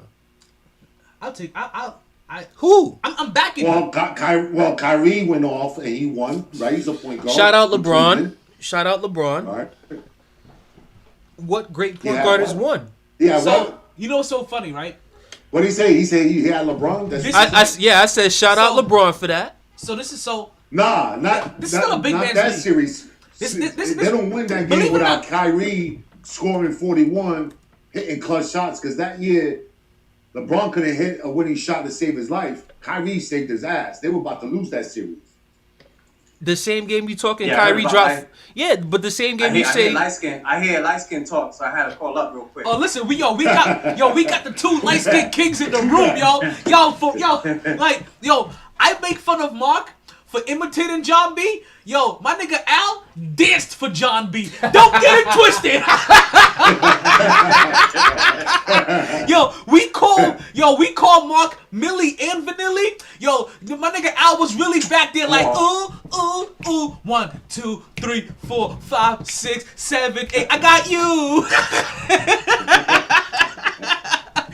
This is big facts. Yo, when J-Lo was over there shaking her rump, my nigga Al was there for real. Like,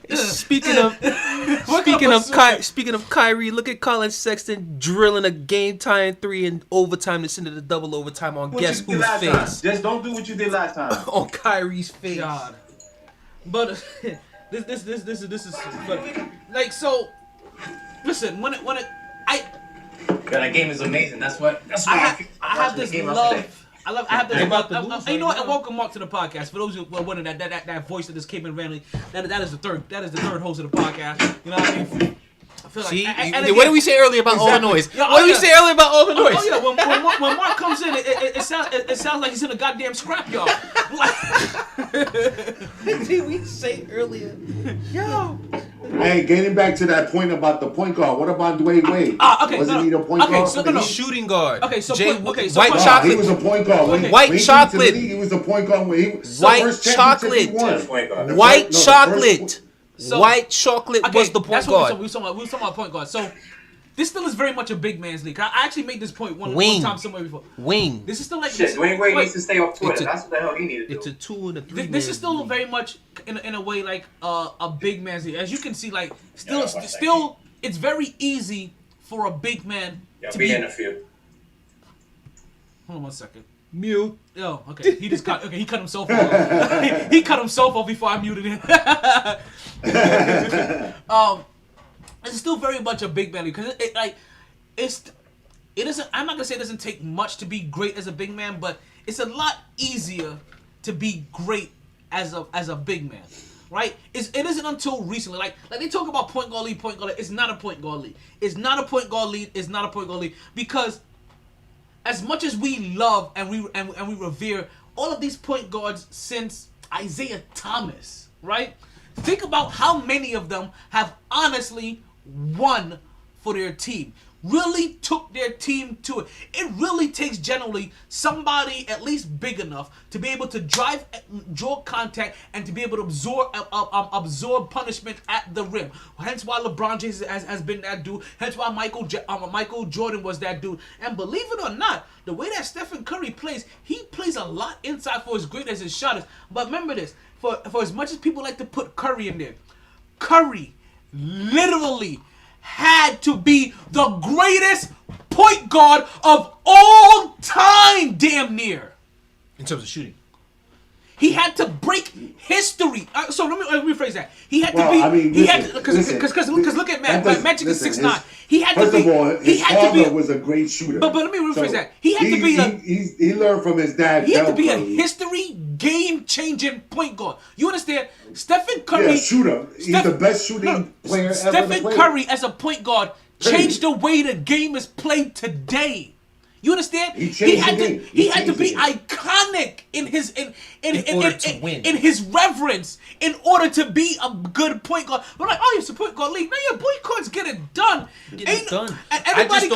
I just can't recall the last great point guard to not only win the championship but also was MVP of that championship. Well, you know what? But you know Westbrook fucked that up because with the team he had with KD and Harden, they should have won multiple championships there, but he was too much of a fucking ball hog. They were babies though. He fucked that up, but he should have won championships. He didn't fuck that up. Them niggas. James Harden didn't fuck that up. Oklahoma City beat. No, Westbrook fucked that up. I'm sorry, Westbrook didn't fuck. He was taking more shots than KD. Stop. Bro, how you a point guard? Hold up, you a point guard. You got arguably the most versatile scorer in the history of the league in KD, and you taking more shots than KD. That doesn't make any sense to me.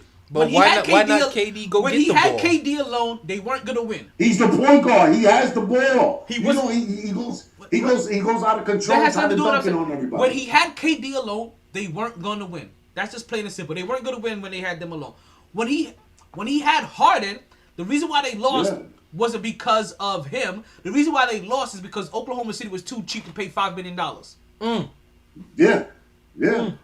And not for nothing, those guys growing up, I understand what you say about how good KD was, but it's being able to follow a guy like KD. When all of you guys are similar in age, KD wasn't the bona fide leader mentally of that bunch for Russell Westbrook to deter two. Yes. So that's the only reason, because it had nothing to do with skills or anything else. He just wasn't a mental enough. And welcome Bexy to the podcast. I always appreciate you hopping on to that. But that's the number one reason. So we have to we can't just look at it as this talented guy that we have to fully go back and remember those times. Like, do you remember when they used to ball? They were young and innocent. You know what I mean? They weren't who they are now. Because honestly, who they are now, I'll take them who they are now and still kind of bet on them. I think they could put Russell Westbrook in check. Oh yeah, hell yeah. Exactly. You know what I mean? That's the reason why right now James and KD would look at this nigga Russ like, hey, look, we run this shit now. It's different from when we was in OKC. We run this shit now. And he's gonna be driving to the lane. He's still gonna be getting his 11 boards. He's still gonna be getting his 10 assists. He's still gonna get his triple double. He just won't be ball dominant. Those shots that he likes to take is definitely gonna be passed the fuck up. But he gonna be drawing a lot of the attention as he drives to the lane, because you see it automatically. Kevin Durant and James Harden are clinging together like that. They're balling. They're gelling. But they just took a L to Cleveland. That's because Kyrie Irving started. No, that's because Paxton got busy. Paxton dropped 42. Kidding me? And who allowed Claxton to drop 42? Brooklyn. Led by Kyrie Irving. as their point guard. He's direct defender. You can pussyfoot around it all you want, B. But listen. Listen.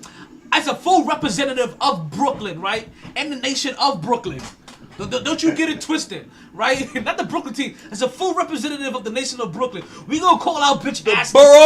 The bitch assness the great when it borough happens. of Brooklyn, and you see New this York. little motherfucker's face looking all nonchalant, like he don't give a fuck. He is a cancer to the team. And also take it from somebody that happens to be a cancer inside. Well, we'll see the next game. We'll see on Friday then. See what happens. You know what I mean? We'll see on Friday, but They're gonna win games, but if they can find if they can find what it takes to beat Milwaukee when it matters, you can't beat Cleveland. Look at that record. The Knicks already beat Cleveland this year. Or was that only in the preseason? We beat them once this year. We smoked them. Yeah, I think we're 1-1 against Cleveland. Yeah. In the last game they beat us. I mean, you understand? Like you have the three most prolific players in the league. You understand that? Most prolific players. First day. Most prolific. First day. I'm sorry. This is not his first day. This is all your first day together. But when it was James Harden's first day with Kevin Durant, they got the job done. With Kyrie Irving's first day in Brooklyn, failed. Kyrie Irving's first day with Kevin Durant, failed. Kyrie Irving's first day with Kevin Durant and James Harden, failed. You know what I keep seeing? A common denominator of failure named K.Y. Irving. Somebody lube this man up and go slide him home. That deserve a horn. And you had the nerve. And you had listen. I'll do it. Lord have mercy. And you had the nerve. The Nets is his home team. You had the nerve, Al, to say that I wanted Kyrie Irving in the New York Knicks. Are you kidding? Are you kidding me? This guy, this you understand? Like you understand? He don't even play football. But yet Mike Singletary knew exactly who the fuck he was. He's this guy. Cannot play with him. Cannot win with him. Cannot cope with him. Can't do it. Don't want him. I don't want him. Can't win with him. I want winners. He's not that dude. I'm telling you. Yo, Kyrie Irving's another dude that his whole entire career. His whole entire career. I'm gonna be real, and y'all might laugh at this.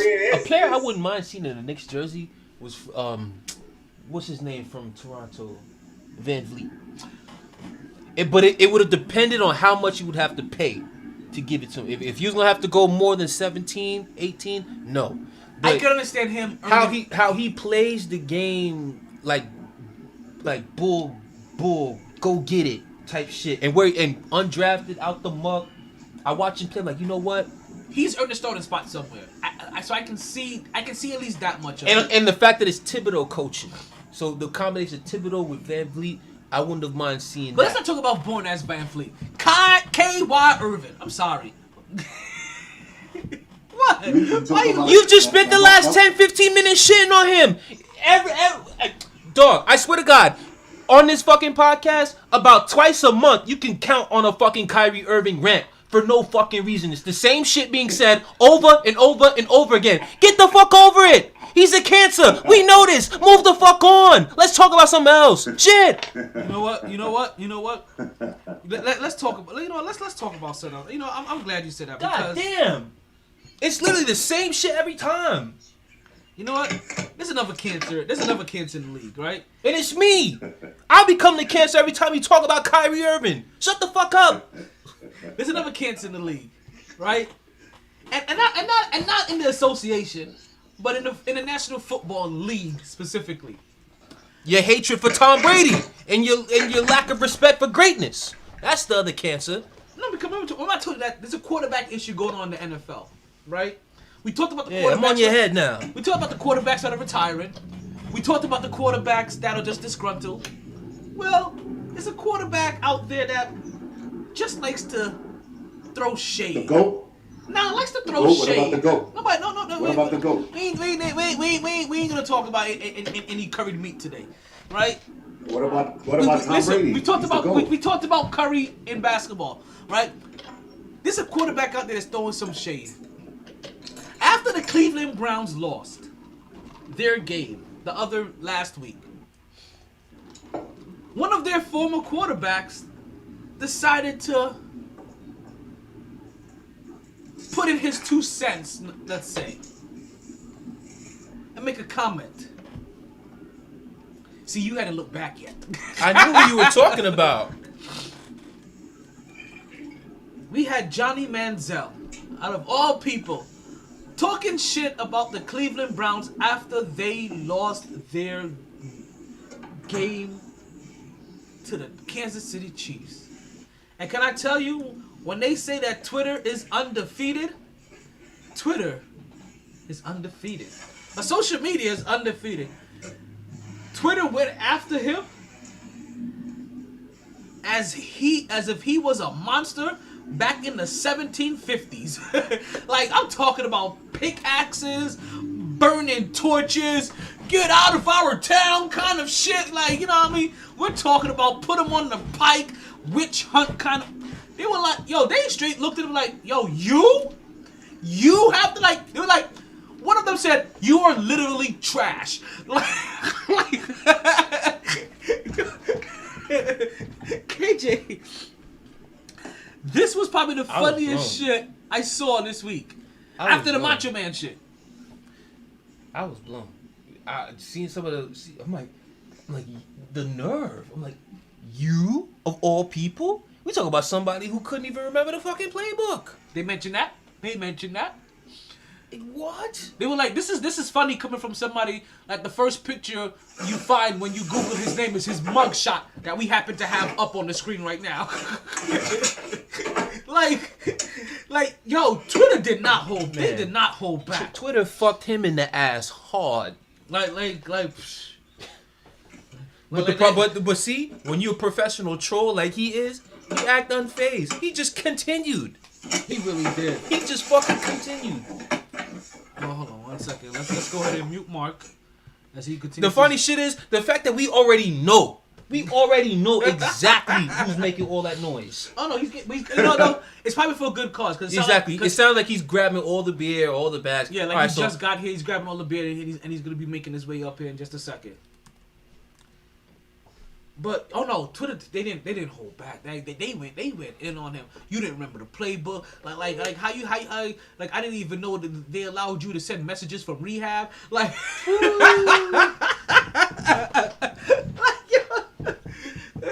but I was like, yo, the little somebody saying, and where were you watching the game?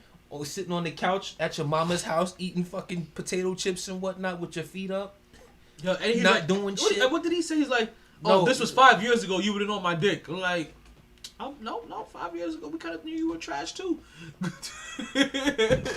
Like you was like, I don't think he went back far enough to go back to his glory days in college. He needed to take that shit 8 years ago.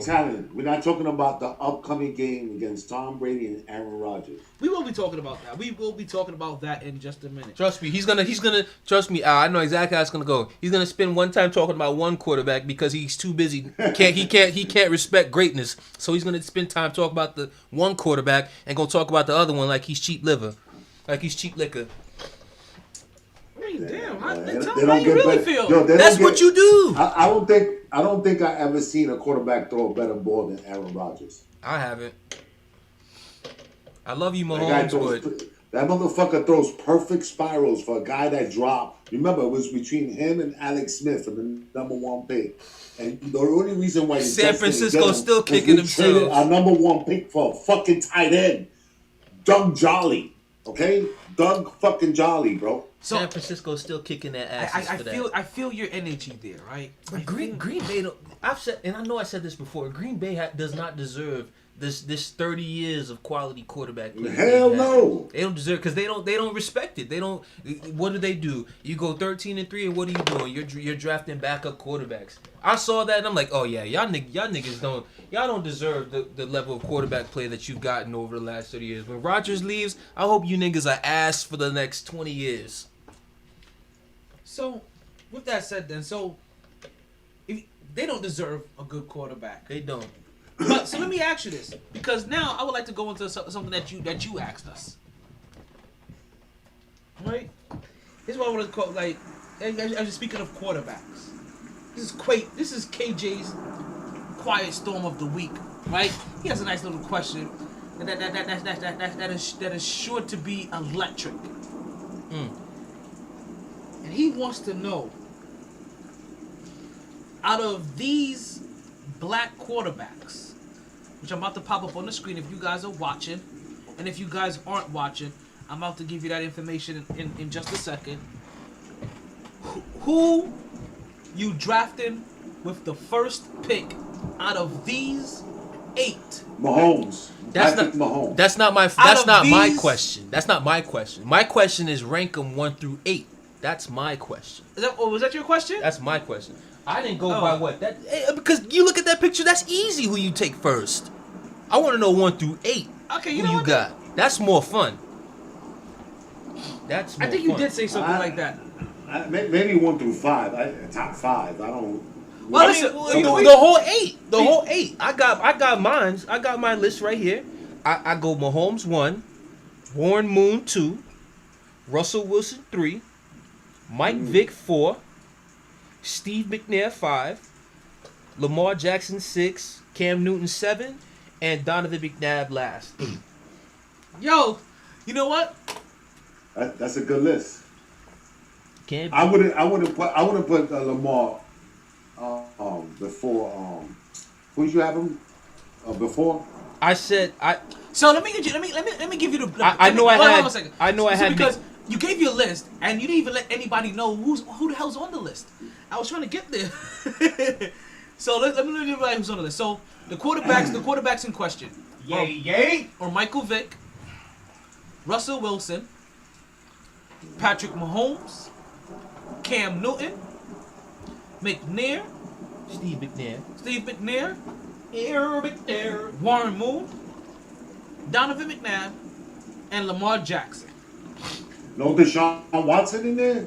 That's just what was on the page. That was just on the picture that I saw. You gotta add Deshaun Watson on that list because he's better than Donovan McNabb. This is the list that was provided to us. Listen, that's one of the first things I thought as well. Trust me, I saw the same thing. I'm like, yeah, no Deshaun, but hey, let me just go with what was on there.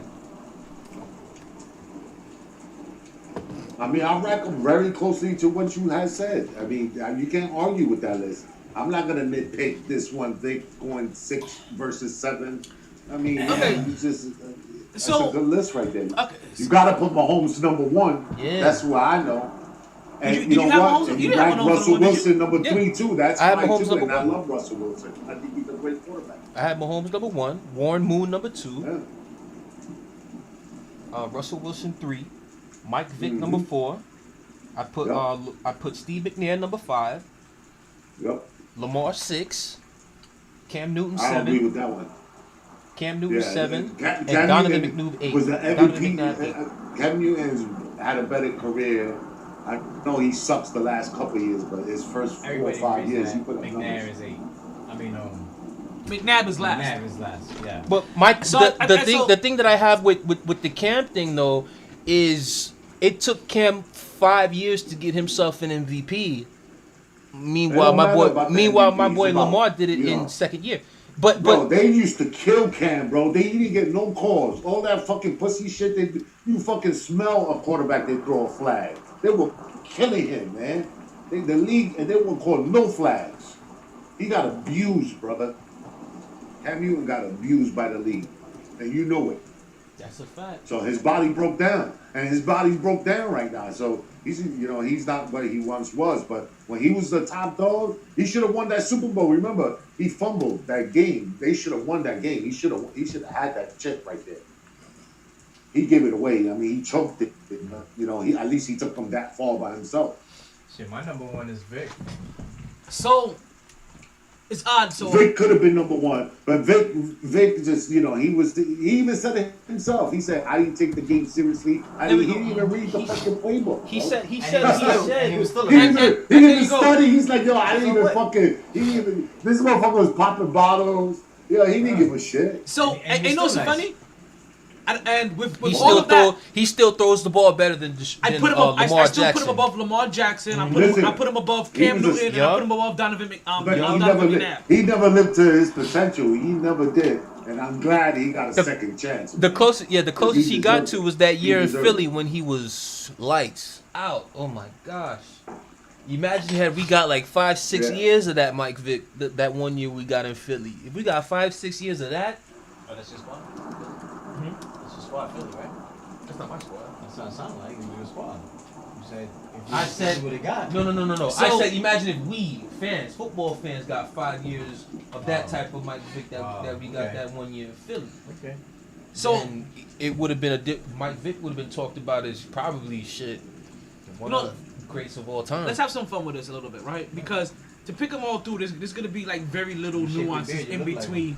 That we're not gonna have that many disagreements on. Let's talk about the one elephant. Let's talk about the bottom first. We all agree that Donovan McNabb is the 8. Is that true? All day. Yeah. From this list of quarterbacks. From this list. Yeah. He's the last. Anybody that throws up. So see, he throws up in a 2-minute drill to win the fucking Super Bowl, and you throw up and you bitch out. Nah, I can't. I wouldn't even. You know what? Don't even put him on the fucking list. And I'm with Al. That's probably the last memory or the last thing I'm thinking of when I think Donovan McNabb. I'm thinking you were right there, and you were too tired. And you threw up. Like I'm sorry, like. Yo, my man King, he had a broken leg and balled out. You over these ways? T-Mo had a broken leg. No. You don't need to go through that right now. I'm not gonna go hard on McNabb, but we've all been in we've all been in some kind of physical situation where you have to push yourself past your limit, especially when there's more on the line. T.O. said he was out partying the night before. The fact that he had a broken fucking ankle. So the fact that he couldn't do that, I'm like, when I realized that, Donovan McNabb, like, he felt so bad on my list. And then Michael Vick is really lucky he's as talented as he is. Because the fact that he never read a motherfucking playbook, and the fact that Lamar Jackson also looks like he's never played a playbook, but he doesn't look as good as But he doesn't look as good as Michael Vick. No. Let me shit on that right there. Let me shit on that right there. Because Lamar Jackson reads a playbook. His problem is he doesn't work on his throwing mechanics. Well, he doesn't look like he reads the playbook. Because he throws the ball like Kaka. You know, like It's ugly. It's ugly. No. Mike Vick. I'm gonna tell you this about Mike Vick. Mike Vick did not read a playbook. But you can look at Mike Vick highlights and be like, yo, the way he can throw that football when he throws that bitch, that Lamar shit Jackson looks nice. Is like, yo, they know our plays. When I'm You see Lamar Jackson. He's seeing ghosts. You see Lamar Jackson. You see him, Darnold? Yeah. Shut the fuck up. Let me talk. Damn. You see Lamar Jackson try to throw a football. It looks like a little kid trying to throw this shit with 2 hands. Can't even hold the shit in his hand. Oh, rude ass. Michael Vick, lucky he talented. Super uber talented. It's that year in Philly that saved him. I'm telling you, it's the year in Philly that saved him. Even the year in New York. Well, no, he retired when he played in New York. Did he retire after New York? Or did he ball out for a couple games? No, he went to Pittsburgh one more time. Whatever. He went to producer coming through. Whatever. B. Just. He went to Pittsburgh one time. Weed every day. Let me get a hit on that. Let me get a hit on that, man. Yo, this is recorded for. Come on, man, don't be like that, man. Don't be a skin color right now, man. All right, so we all agree on the very last pick.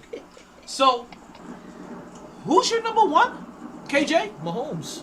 You going with Patrick Mahomes? Yes, sir. And everybody else you go with Patrick Mahomes.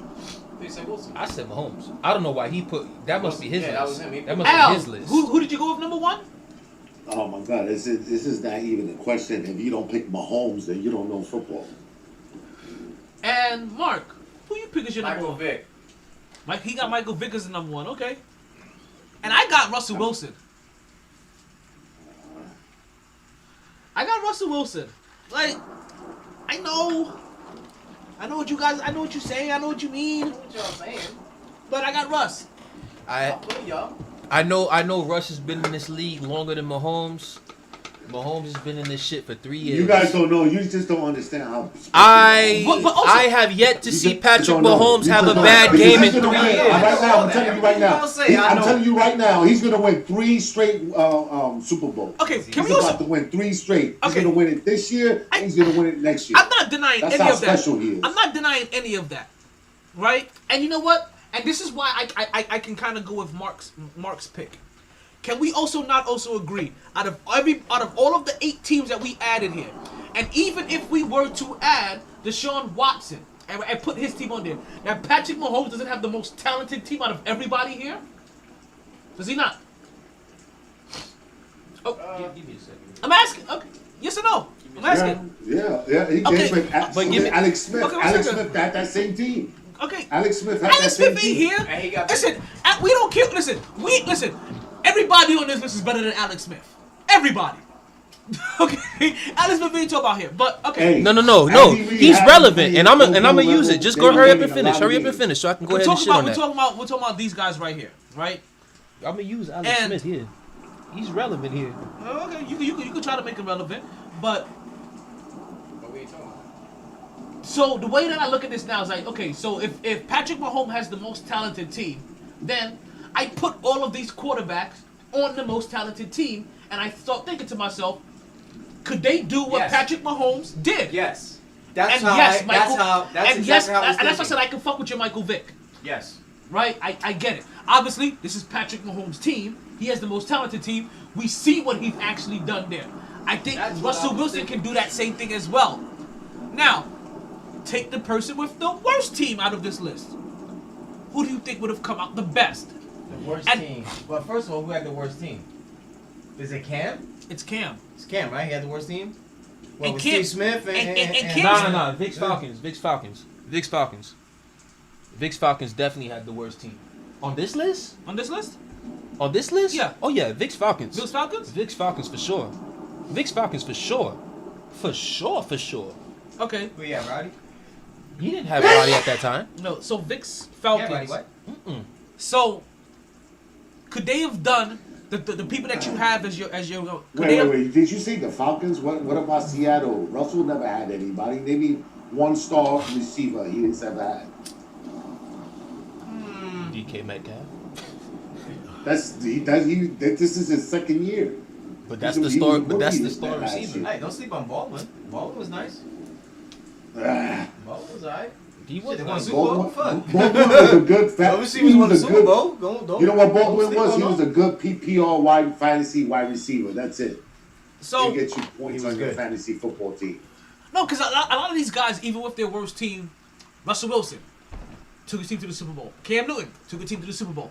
Michael Vick, playoffs, right? So different things. So whoever had the worst team, whoever you picked as your number one, could they have made that team a winning team or taken them to the Super Bowl?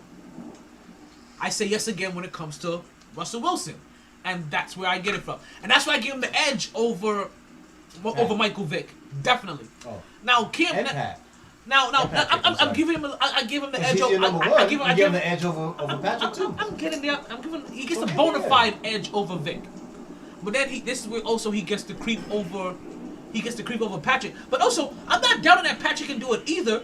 Now it's just little preference and the little nuances, and this is where I go Russ.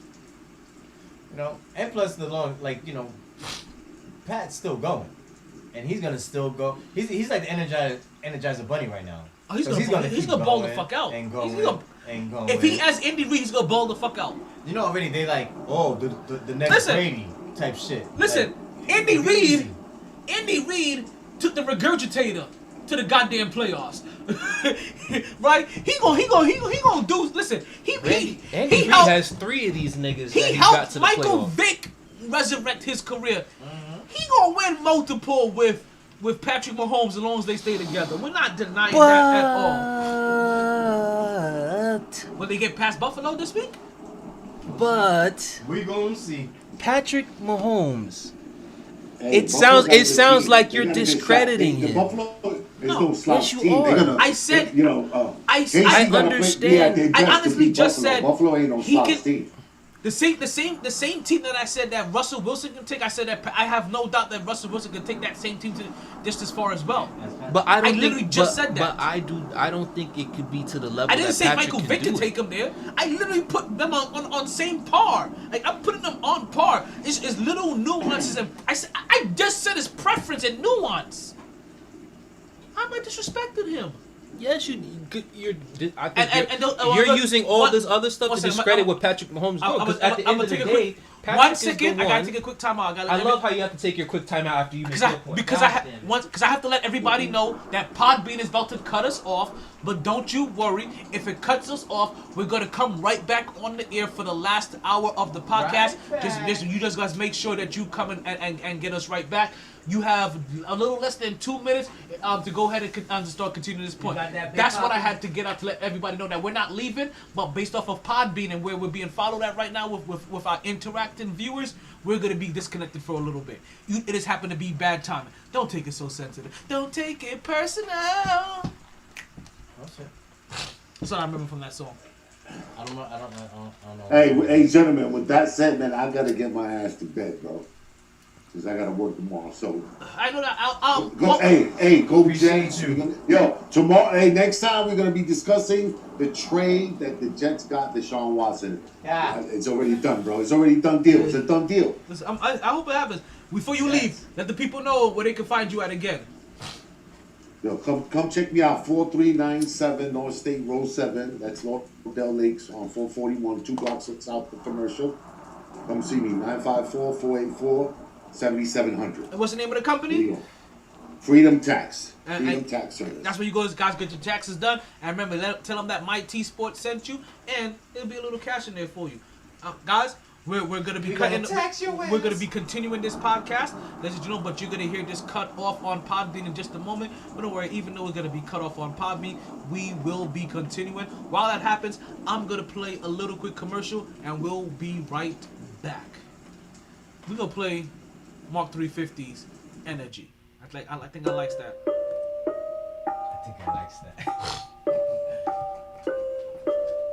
Let's get this back up. Yeah, I had to get that. Yeah, I had to cut you off on that one. Hope you understand now. No, don't. Because you would have went over it, and then they would have lost it, and then I wouldn't be able to get them back. Feed off my energy, undercover enemy said you're my brother, then stab me. Always bipolar, no controller, always switching up, switching sides to the day you die. Everyone wants to feed off my energy, undercover enemy said you're my brother, then stab me. Always bipolar, no controller, always switching up, switching sides to the day you die. Feed off the vibe, the relationship can't describe, never set in stone, never inscribed, switching up like they call us of a tiger. Will me get hyper, leave me turn around with the sniper. Shoot me down, runs back down, blood on your face, work pain, can't wait till the karma catches up to you. Chill bitch, just to smack 1 2. So don't be confused all this, cause you misconstrued what I'm trying to say. Petty everyday, conscious, getting heavyweight. I'm just really can't digress, can't leave it in your past, cause you know you messed up. Not the way energy flows, treat it like a show. This is real life, I'm just trying to strike in you during my thoughts off my shield. Now you need a heal, who is the real heel, no hero? Nah, everyone wants to feed off my energy. Undercover enemy said you're my brother, then stab me. Always bipolar, the controller, always switching up, switching sides to the day you die. Yeah, everyone wants to feed off my energy. Undercover enemy said you're my brother, then stab me. Always bipolar, the controller, always switching up, switching sides to the day you die. Energy just too pure to negativity. There is a cure, I assure you it's a truth. I've seen it with my eyes, never cry that you do it with my energy. Give you good GM, make you happy. Don't misuse it and don't abuse it. Then you can use it. Say my name in vain, then you'll be okay. That's to live every day. Everyone wants to feed off my energy. Undercover enemy said you're my brother, then stab me. Always bipolar, no controller, always switching up, switching sides to the day you die. Everyone wants to feed off my energy. We are back with the MyT Sports Podcast. I am still your host, the one and only Donald Thomar Taylor. I still got my 2 co-hosts with me. We got the Quiet Storm KJ over there, and we got Ayo Boppy, why you flinch over there, Mark? Hey, that's my people's be. Hey, yo, if you kill my brother, you might as well kill me. You might as well kill me.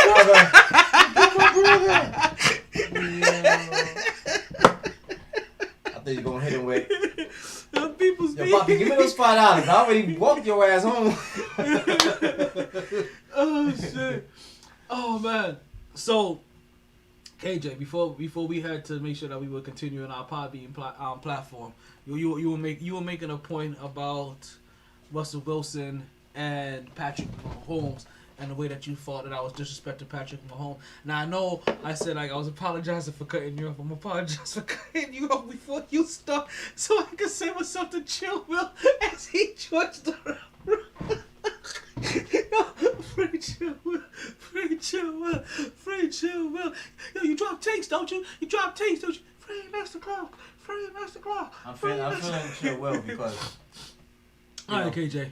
That's the last interruption. I got you. Floor's all yours. Let me give you a couple seconds just to make sure.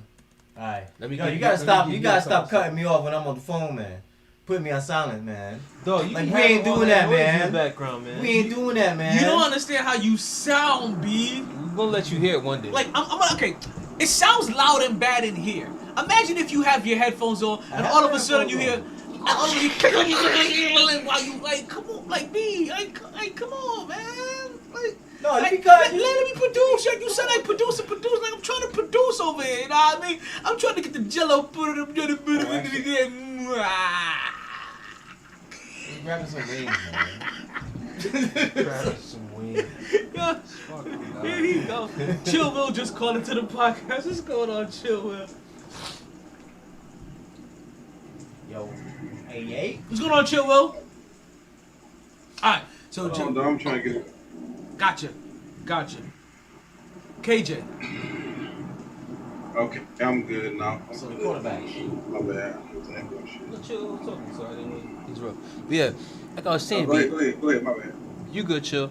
But yeah, like I was saying, B, I feel like, I don't know, for how you was talking about Mahomes just now, it's just like, yo, it's as if you're discrediting him for having weapons when Alex Smith had that same roster and he couldn't take him to the ultimate heights. Patrick Mahomes step up in there and they take him.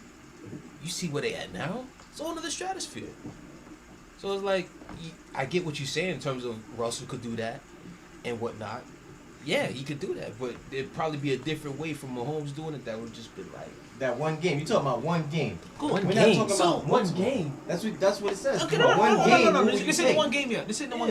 But no, so I still understand what you're saying. So it's different. If Alex Smith was on this list, and I still had those same criterias, right? Because I still the same criteria. I'm still like, yo, I looked at this. I looked at all the quarterbacks here, and I said, okay, with who has the best team here? It would have been Alex Smith and Russell and Patrick Mahomes. Probably still Patrick Mahomes because I don't know if he still had exactly this team. They've added. I don't know exactly what they've lost or gained. That would have made the slight variation between the team. And then I'm still judging on who would have been productive with this team.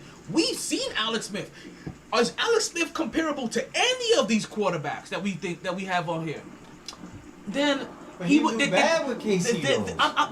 He wasn't. But bad. then he would have fallen to the. He would have been after Donovan McNair if we would have been doing this. If he would have added him on here. No. I mean Donovan McNair. Donovan McNair. He's high. He would have been lower than Donovan. He would have been lower than Donovan McNabb. So Alex Smith. Steve McNair, Alex Smith, I get it. Like, he's the perfect example to even show. Like, yo, he wouldn't even have qualified here. So yes, Alex Smith had the same team, and he didn't do anything. That helps add to Patrick Mahomes' greatness. But I also believe that Russell Wilson could do similar things with Patrick Mahomes' team.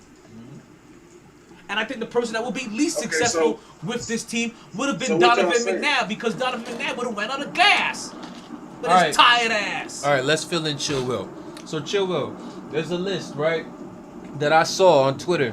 It's ranking these 8 quarterbacks, basically 1 through 8. Pull the picture up for me, Tyler. So those 8 quarterbacks are Michael Vick, Russell Wilson, Patrick Mahomes, Cam Newton, Steve McNair, Warren Moon, Donovan McNabb, and Lamar Jackson. It's rated specifically these black quarterbacks. Who was the third last one you said? Moon or what? Warren Moon.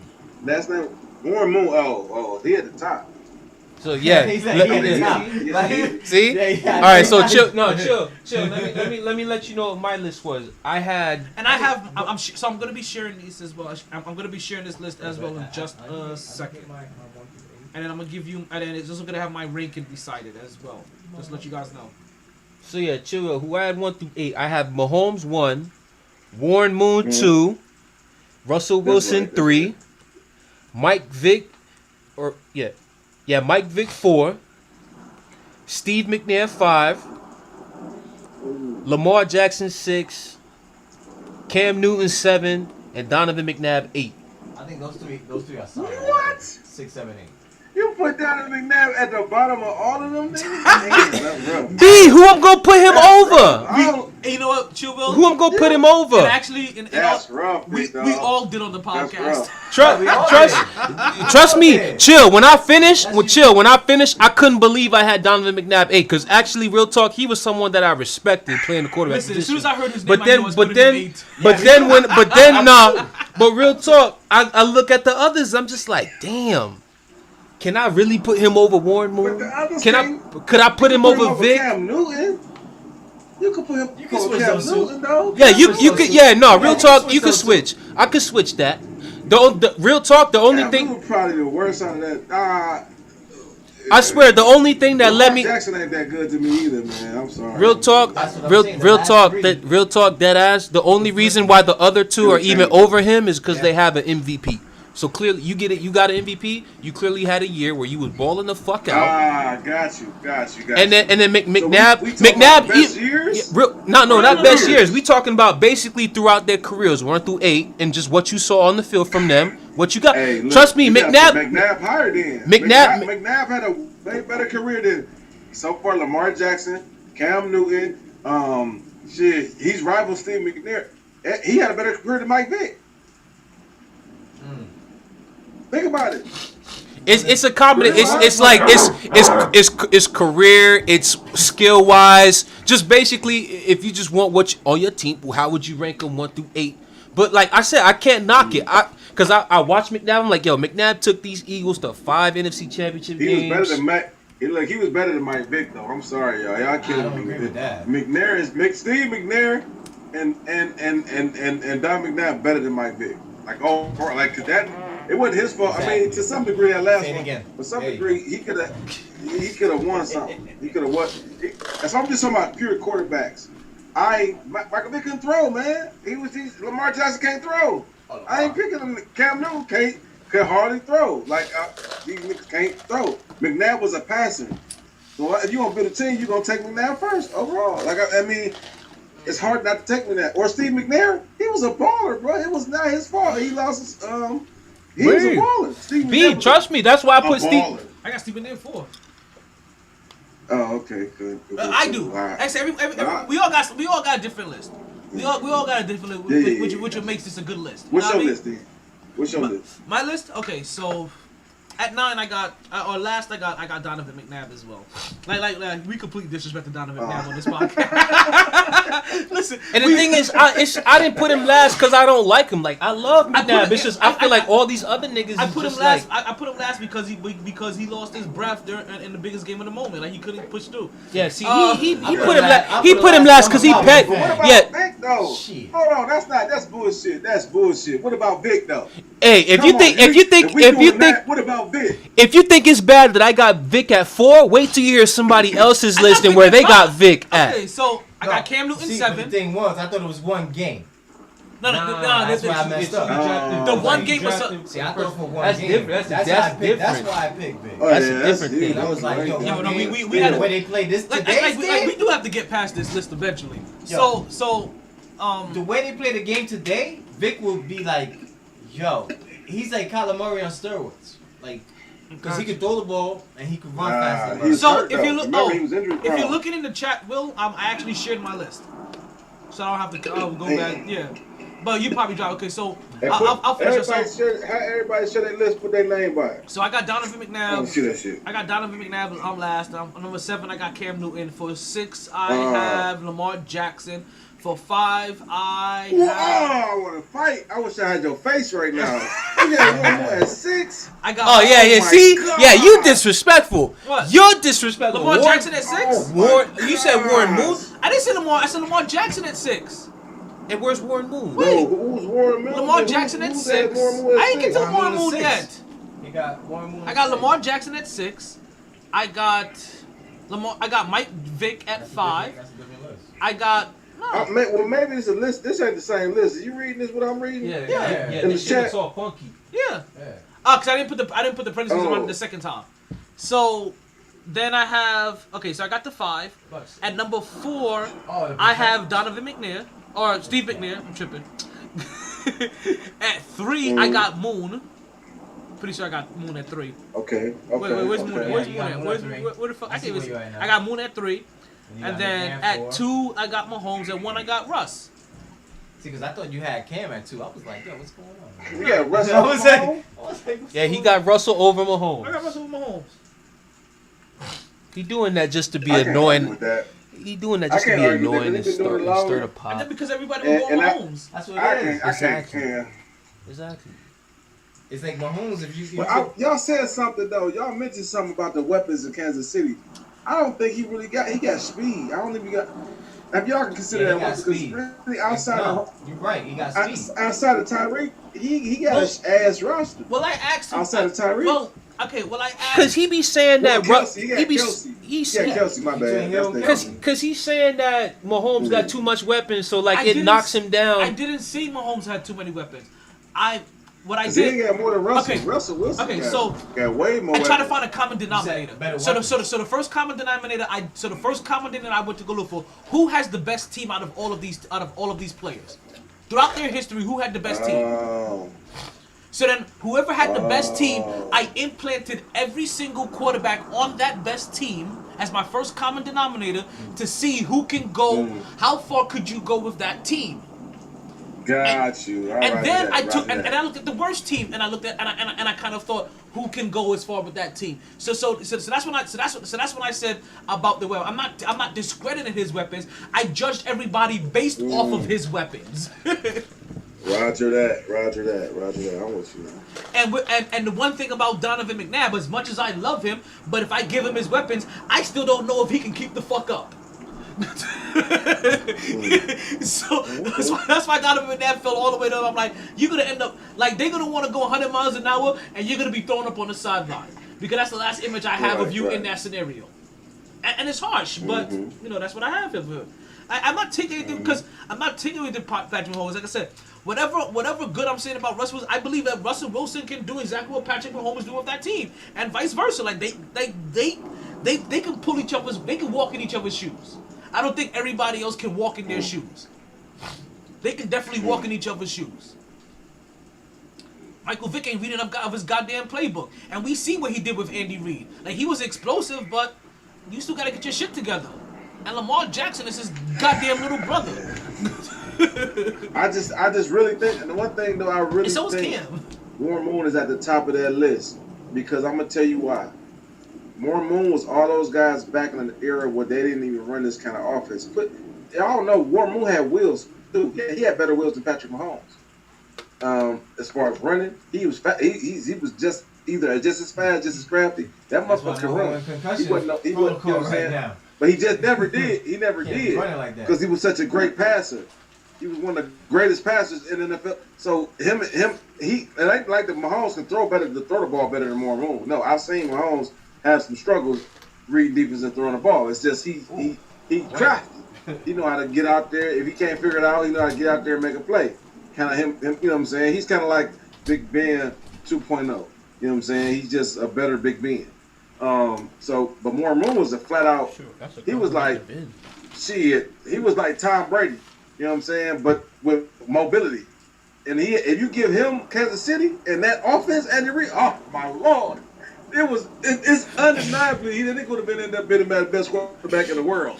And you know what? Yeah, so that's your list. I can't take anything away from it because I can't disagree with it. Yeah. Like I said, because when you get to the But top, sometimes it's nuances.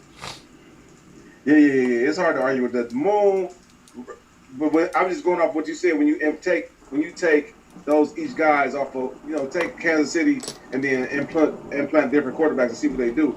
I'm thinking more and more with Kansas City. Oh my God, in that offense, whew, it's a wrap. So, not only do we have a question about these two quarterbacks, like I said, there's a quarterback issue going in the NFL. We're gonna address them all, right?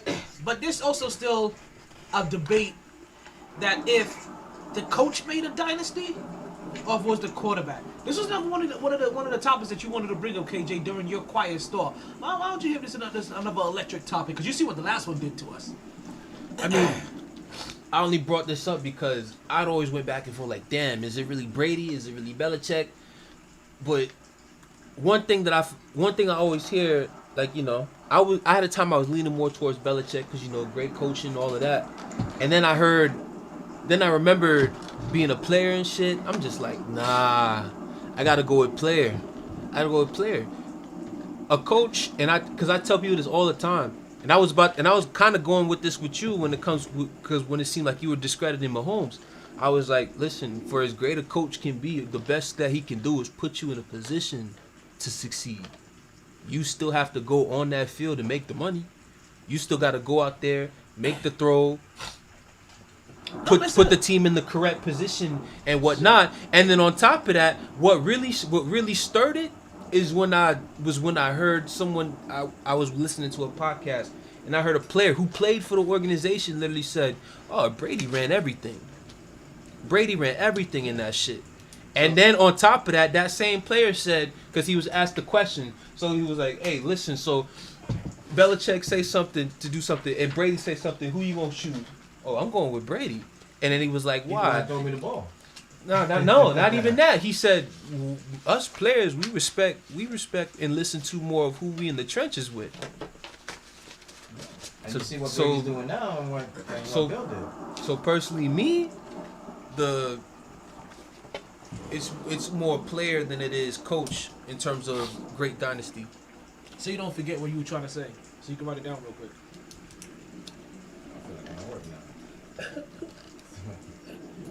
So what y'all think, man? Andy Reid been coaching for how long? You give him Patrick Mahomes? Bill Cowher been coaching how long? You give him Big Ben? You know what I'm saying? So that tell you right there. I mean, you can always get a good coach, but can you always get a good ass quarterback? Or Andy Reid is actually one of the perfect people to help along with your point that it is the players, because look at everybody Andy Reid has had. He's made all of them look good, but it took a truly great one for him to look at. He made Donovan McNabb look good, but as good as he made Donovan McNabb, well, Donovan McNabb personally wasn't good enough to go ahead and win that. Alex Smith, he made Alex Smith look good. Good enough that you guys wanted to bring him up last segment. You know what I mean? Like shit. You know what I mean? Listen, but Alex Smith isn't great. Reid, them guys wouldn't even be in the league. Yeah, but Alex Donovan McNabb couldn't even throw the ball at first. Yeah, Alex Smith was ass his first 3 years. Alex Smith wasn't good enough to take him over up. As good as Michael Vick was, as great as dynamic, as polarizing, face of the franchise, first $100 million cut, as great as he was, right? Even Andy Reid helped resurrect and made him look good, but he didn't have enough in him to take it over the top. Then, finally, Patrick Mahomes. That one guy finally comes in. As good as Andy Reid is, it took whatever little bit that Patrick Mahomes, or whatever little belief, or whatever it was that helped him more. You know what I mean? Not throwing up, able to keep his win, willing to study. You know what I mean? Do all the little things. We have an example right now that just went down. Bill Belichick and Brady, who's still playing. Fucking Brady. Not and it's the player. You're gonna listen to the player. I get it, but I'm saying, but Andy Reid has also been through enough players that he's also made good, that you also realize that we always know it is like, oh, he made him look good. Okay. But all those guys we were like, he don't have enough. He don't have it. Like everybody. Donovan McNabb, you probably didn't realize he didn't have enough until he literally spilled his guts. Michael Vick was a little bit past his prime. You know what I mean? But like you always like, these guys aren't really enough to really get Andy Reid over them. It was like that. If they won, it was going to be that Cinderella story. And then he finally got Patrick Mahomes, who was finally that player, and that player matched up with him, and bam. Because he went through his quarterbacks. He went through a ton of quarterbacks, and made him look decent. Got him money, got him paid, and everything. So you're making the case for great coach? Yeah, no, for you, for player. That's Andy Reid is the perfect example that it's the player, because he done went through so many players to show you that. But every player that we went through, going for the coach. Yeah, no. I'm going for the player. Oh, I'm going for the player. But you saw at every level, everybody he had before Patrick Mahomes, we always knew that wasn't the guy.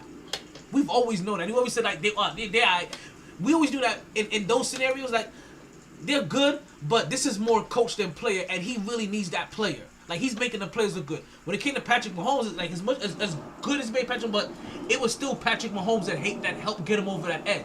He's had enough quarterbacks that were good, that were mediocre, that were, dynamic in one sense. He never had the guy that did everything, was dynamic, was a leader, you know what I mean, read his playbook, you know what I mean, like really fully bought in on every sense of not only of football, but leadership. Because if you don't buy in, you're gonna be struggling. He bought in, and you can't cut corners. He found a quarterback that didn't cut corners. Yeah. And you find that guy, like, it makes a difference. Tears come driving down my wall.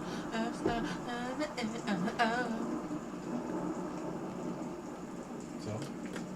Okay. What? What good? Wait, is that all you had about Bill Belichick and Tom Brady? I thought it was gonna be more. Some people actually going for the coach than the player. No. No, nobody want the coach. Nah, like, coaches make a difference, but not they don't. It's they don't put him over the top. You gotta be able to teach that man that. It's really a marriage for real. It's and that's what I'm learning. It's not just about the player. Like people say, no. It's a two-way street. Came to the Browns, he wouldn't have been Patrick Mahomes. I'm gonna tell you that right now. If he would have had 4 different coaches in 2 years like Baker, he might not make it. He may, but overall, like that's difficult. You know what I'm saying? So even with Baker, although I like Baker at first, I kind of soured on him, but even then I still have a healthy respect for Baker because he literally had 4 coaches in 2 years. This is his first time about to learn this thing. This is his first time about to be in the second year of the same system. That shit crazy. That is.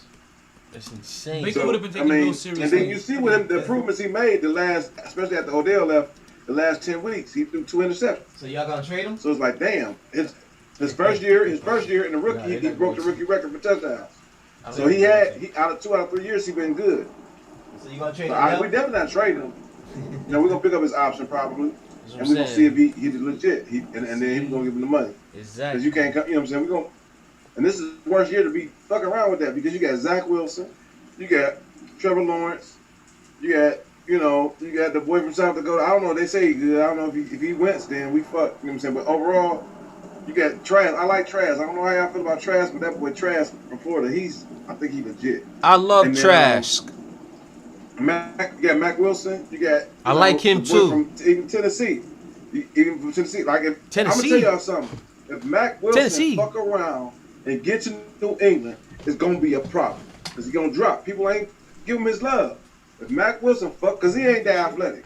Just be honest. He's a log in the dirt. But my point is, if he dropped to into the first round and New England's gonna get that guy, and there's gonna be some problems in the NFL. That's the BYU quarterback, right? No, Mac Wilson is the not Mac Wilson, the Alabama boy. Ooh. Jones? My bad, Mac Jones. Mac Jones. The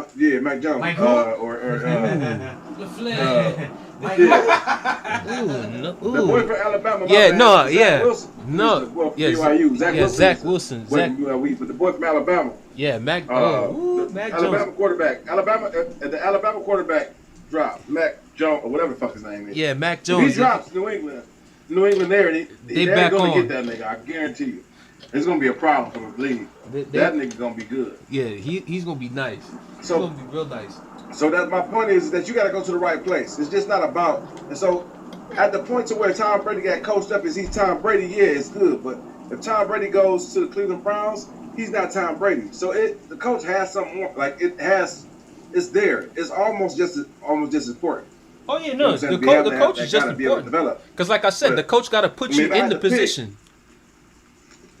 The coach got to put you. You can get good coaches in a lot of different places. Right. You know what I'm saying? But you just can't get that one player that's going to overcome. Right. The coach got to put you in position to succeed. Once he puts you in the position, it's up to you to execute. Yeah, it's like the coach got to be a leader of men. If you don't know how to lead men, you're not gonna. But even that's then, what happened with your last but coach. even then, Kitchens, he didn't know how to lead men. They had Freddie, right? Freddie Kitchens was it? Yeah, Freddie. Yeah, Freddie was cooking in the kitchen. No, Freddie was a leader of men. No, Freddie was a leader of men. He just didn't know what the fuck he was doing. He just didn't have. That's it. Right. And then he want to call plays. Nigga, you was an offensive line coach. Now you want to call plays, and you never did it before in your life. Yeah. And you coming from the offensive line? No, that ain't your thing.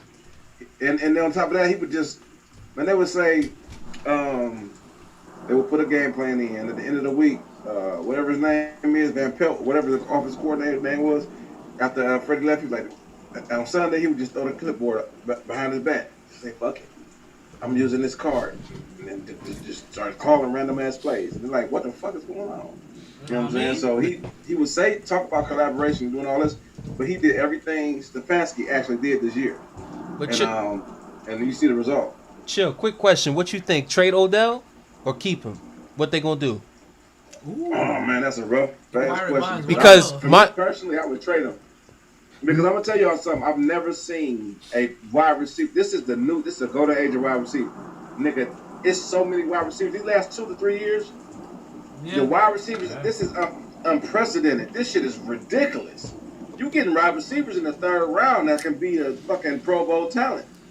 You know what I'm saying? Alabama got 2 of them motherfuckers, and then you can start from there. And you going, that boy at NC State, I don't know if y'all know about, I forgot his name. This motherfucker a beast. The wide receiver at NC State. Olave ain't coming out. Yeah, I think it's NC State NC State, or maybe is it? I could be wrong. I could be corrected. Is it? I had to look and see. It's one at Minnesota. That boy at Minnesota good too. Yeah, I know about Minnesota's nigga. Good. He good too, and he might be the best, even better than. Devin. Let's be honest. He playing a great system, and he played Alabama. You know what I'm saying? Devontae Smith. You don't know how good he gonna be. You know he's gonna be good. You don't know how good he's gonna be. That boy Minnesota good. I think it's NC State. I want to say it's NC State. But maybe it's Wisconsin. I know we played them. Ohio State played them, so it can't be NC State. No, maybe it's Wisconsin. You sure it's not Indiana? I don't know. I have to remember. Yeah, Indiana. Boom. There you go. I'm sorry. There you go. Indiana. It's Indiana. Whoever the lead wide receiver at that motherfucker is. I know. I know who you talking about, but I forget his name too because I didn't watch. Is a beast. That I've never seen no shit like that in my life. I never witnessed it with my eyes. What the fuck he did to us? That shit was. I'm like, oh my god! Just you throw anything in this motherfucker. He's not no speedster, but as far as just like contested catches, this motherfucker don't drop shit, and then he don't even. You just throw it in this air, he really go get that shit. He was embarrassing the fuck out of us. I'm like, man, this shit is not good. So yeah, they got a lot of wide receivers coming out, bro. And they started with DK Metcalf a couple years ago. So this is the best year to do it. Fucking trade him. You can get an edge rusher, and because we need a couple pieces, we can get a speedster, an edge rusher, and a linebacker. We need 2 linebackers actually. We need 2 starting linebackers. We need to sign one and then draft one. We can get another edge rusher at the other side of Myles Garrett. And then we got Vernon. We got Olivier Vernon here. If he can get healthy, that'll be, you know what I'm saying, some depth. Because if our defense gets swell, if we get a legit linebacker or 2, it's a problem. That can arrest the passer and cup, you know what I'm saying, a real legit impact linebacker. Yeah, but I'm thinking maybe sign Von Miller. Y'all gonna get Von Miller, he coming off the injury. 5th round or 4th round pick for him. You know what I'm saying? You ain't gonna get no 1, 2, or 3. Definitely not. I feel like Cleveland. Odell, yeah, you ain't gonna get 1, 2, or 3. No, definitely not. I feel like they're gonna keep him. Oh, I damn, would. You think you get a 3? That's crazy. You could definitely get a 3 for Odell. You could definitely get a 3 for Odell. Come on, you could man. definitely You get a 3 probably for pull Odell. off a 2. At the high end, At the high end, you could get a 3. But I think Cleveland gonna keep Very him. high. I think Cleveland gonna keep We just Odell. talked about how many receivers are coming out. But I think Cleveland gonna keep Odell. What did they get Same for with him? Kansas City. I would Because keep him. because what I think is for the season they just had, but the thing I think the lease gonna be short. I think they'll keep him, but might trade him by mid-season of next year. Because what it is they want, because with the way the team looked, and how Baker progressed from the time Odell got hurt by the end of season, I think it's like, okay, we get this Baker, and now he got a full off season to like revamp the offense and all of that. Let's see if we keep Odell and how that dynamic look. Yeah. If we take it another level, then stay. But if we stay same or even decrease a little bit, then go. He just gotta stay healthy. If he stay healthy, they'd be alright. Man, but you gotta my thing is in the middle of the season, man, it's hard to learn all that shit. That's why they don't make big trades in the middle of NFL seasons, because there's a lot of shit to learn, a new system to learn. So they don't make big trades at the NFL season. That's shit you gotta do at the beginning. And you can probably get a third. You might be able to get a second. If it's somebody like New England or really like a Kansas City, like that's gonna be picking late in the second round, you probably can get it. You can think about New England. I mean, it's Kansas City. You say, hey, well, we'll trade Kansas City for Odell. Give me a second round pick. Would you not take that? Of course, yeah. You Kansas City, I would. Of course, you know you ain't gonna get no so better. that's possible. You're not gonna get no better. I'm just saying what I say for Cleveland. They want to, if the passing game is not as fluid as it was looking by the end of the season, I say they trade him by probably week 4, week 5, something like that. But if it's looking like at least same level, if not another height, oh yeah, they're gonna ride that out, because it's him, it's Jarvis, it's the tight ends with Chubb and Hunt, and Baker's really getting into that groove. They'll let that rock. They'll let it rock. That's why. Awesome, man. That's what I'm saying. That's why I think Odell. That's why I think Odell is safe until about week 4, week 5. Because by then, especially by week 5, you got at least that first quarter of the season in. You see where your offense is at, what you're doing, and whatnot. If you at least, because I don't like to go by numbers too much. I like to go by eye test. Is my offense still on that same fluidity that it was by the end of last season? If it with this dude in here, if it's there, I can keep. But personally, especially if I'm on that offensive staff, I would want it another notch, because the type of weapon that Odell is, my offense should go up another notch. My quarterback here should be in the.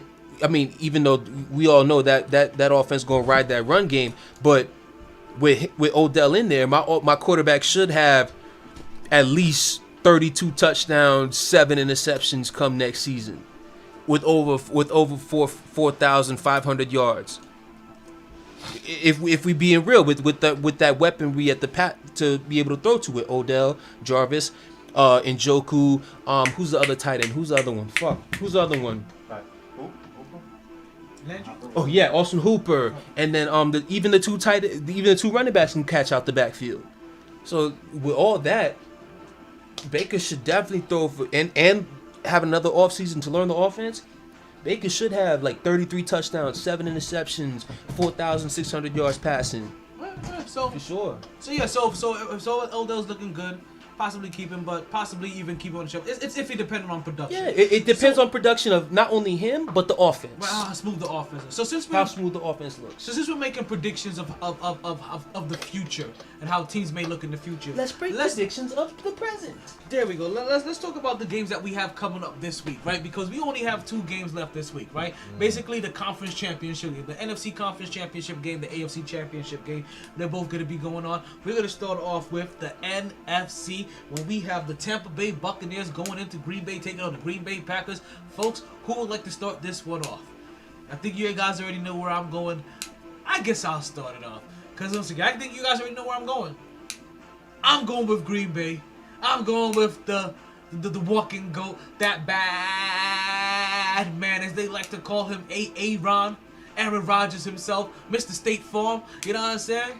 Mr. RALAX, relax. You just spelled relax wrong. He said R.A. R-E-L. He said R-A-L-A-X. Relax. Rah. Relax, Bridget. Relax. Relax.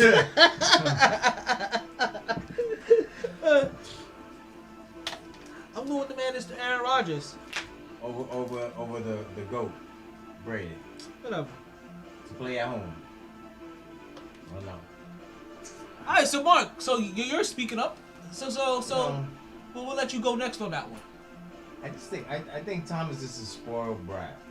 So I think he'll be the first quarterback to play at home. Oh.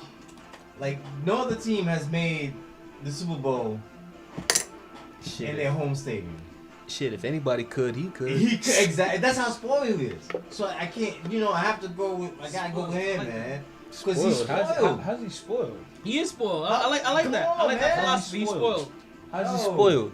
How's he spoiled? Please answer how he's spoiled. Because somebody from his very first Super Bowl run, he's been used to calls going his way. That tuck rule was literally invented so he could move on. That should have been the Las Vegas Raiders going. Getting hit below, but they still had 2 more games to win.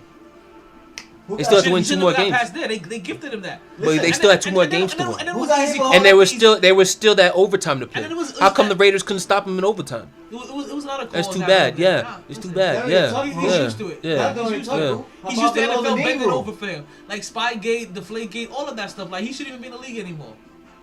If you hit below the knee, who got hit below the knee? And they changed the whole thing. Yeah. So would you want the rules changed if Dak Prescott got hit in his knee and blew his knee out? It happens. No. See, the thing is, it happened to Tom, so I don't got to worry about it. If Chad Pennington got hit in the knee, who Dallas fan again? That's Mark. Oh, listen, no, man. I mean, Drew. Listen. Drew Brees had 2. You fucking up the product. They fucked up the product when he got hit in his knee week 1. If Patrick Mahomes got hit in his knee, like Brady did, listen. The NFL go talk to the nigga who hit that. Like, yo, come over here, real quick. Hey, yo, come over here. Half a mil. Come here, real quick. $500 million. You can't be fucking up my shit like that. That's what I can guarantee. Hey, they talked to that linebacker who hit Mahomes and gave him that concussion. They talked to that nigga. They talked to him. Hey, no.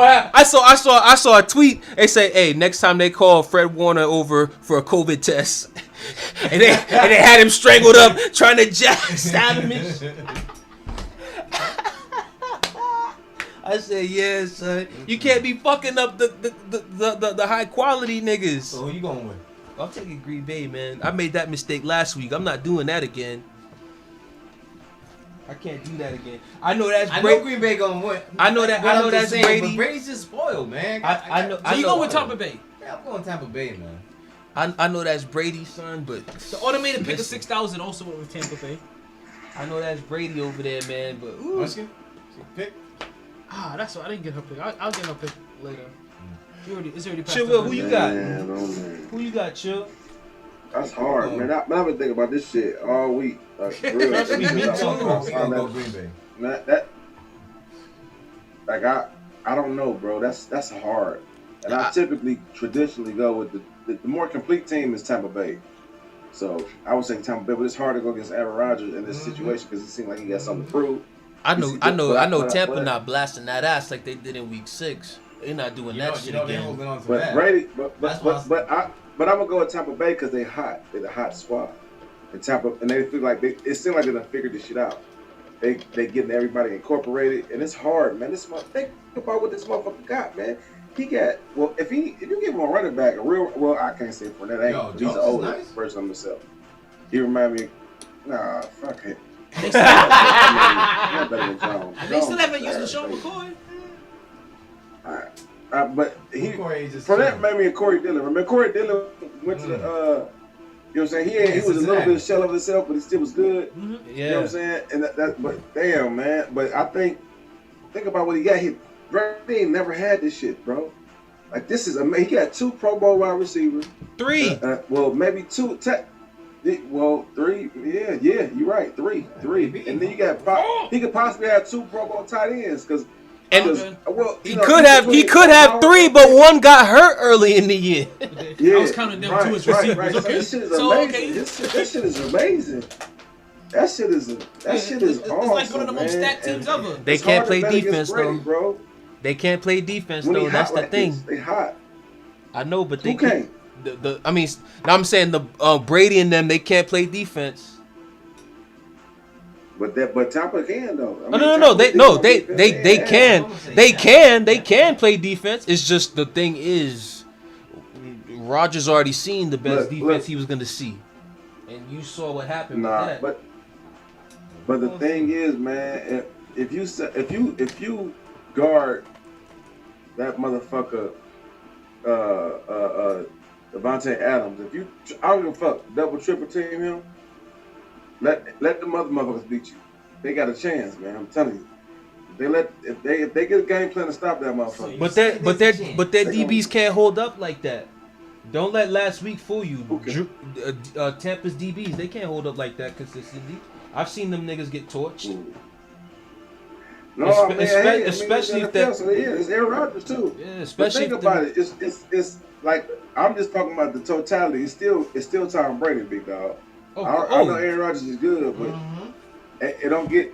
And that motherfucker was on point last week. Hey, say that louder, because somebody on here still be disrespecting Tom Brady because of his hatred. Looked like he looked like he ain't look like Drew Brees. He looked like Tom motherfucking Brady out there last week. That shit was. That shit was. I'm talking. Why you directing respect greatness? Towards me. Respect greatness, talent. That's you don't respect greatness. You let your feelings, your pettiness get in your way. You former Jets fan. Get the hell out of here with that nonsense. And you still in your bag. You really want to bet against Tom Brady, but he probably had the best. What running back? He got the best duo of running backs he has ever had. Probably never had. Fournette is just as good as any running back he ever had, even a shell of himself. And then he has the best, wide receiver tandem in the league. How you can go against that shit? Listen, trust me. I didn't want to do it. I didn't want to. Because I'm like, why would I bet in a huge game like this against Brady? But then it's like, but I'm like, damn, that's Rodgers. But I'm like, it's Rodgers. And real talk, let's just be like, the four of us can agree with this shit here. If the Packers lose Sunday, that's a huge stain on Rodgers' legacy, right? Huge. Because you can't go 48-5, league MVP. You finally got your NFC You finally got your NFC Championship game at home that you've been wanting your whole career, and you get it. And it's against Tom Brady. But no. I don't want to hear it's against Tom Brady. Man, No, Will. Hell no. No, Will. No, Will. No. Listen. We talk about Aaron as the greatest story of the football, right? We talk about like he's one of the GOATs, right? Well, go ahead and take out the GOAT to get to the Super Bowl. Especially after just last year, we saw you in the NFC Championship game get your asses handed to you on a fucking silver platter. Like, go out there and guard the best player. Go ahead and beat better than Brady. Giannis. Do we say he better than Brady though? Do we dare say that?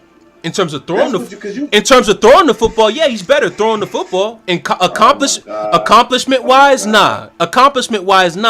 Brady's still getting Listen, don't act like Aaron Rodgers ain't stuck it up and be his own worst enemy. Yeah. I know he had no defense, but he didn't have some bad shit. Yeah, if he loses, it's gonna be a little stain, a little mud on his face. It will not look good if that nigga lose on Sunday at the crib to Brady. It won't look good.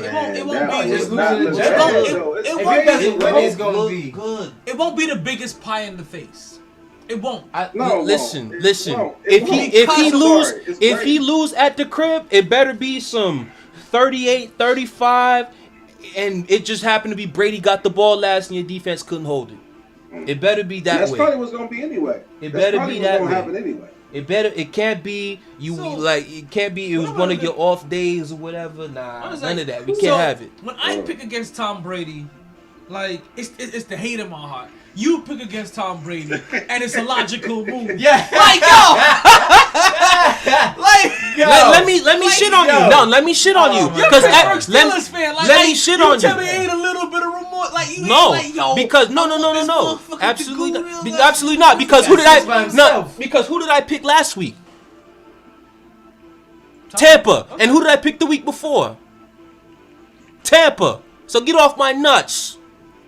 You're not picking them this week. So, but you haven't picked them all year.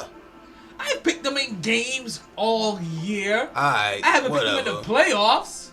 Why? And why haven't you picked them in the playoffs? I thought the other team was better. Shut the hell up. Shut the hell up. And these are facts. So you think Green Bay is better than Tampa Bay? Yes. So you think all around? Oh man, that's rough.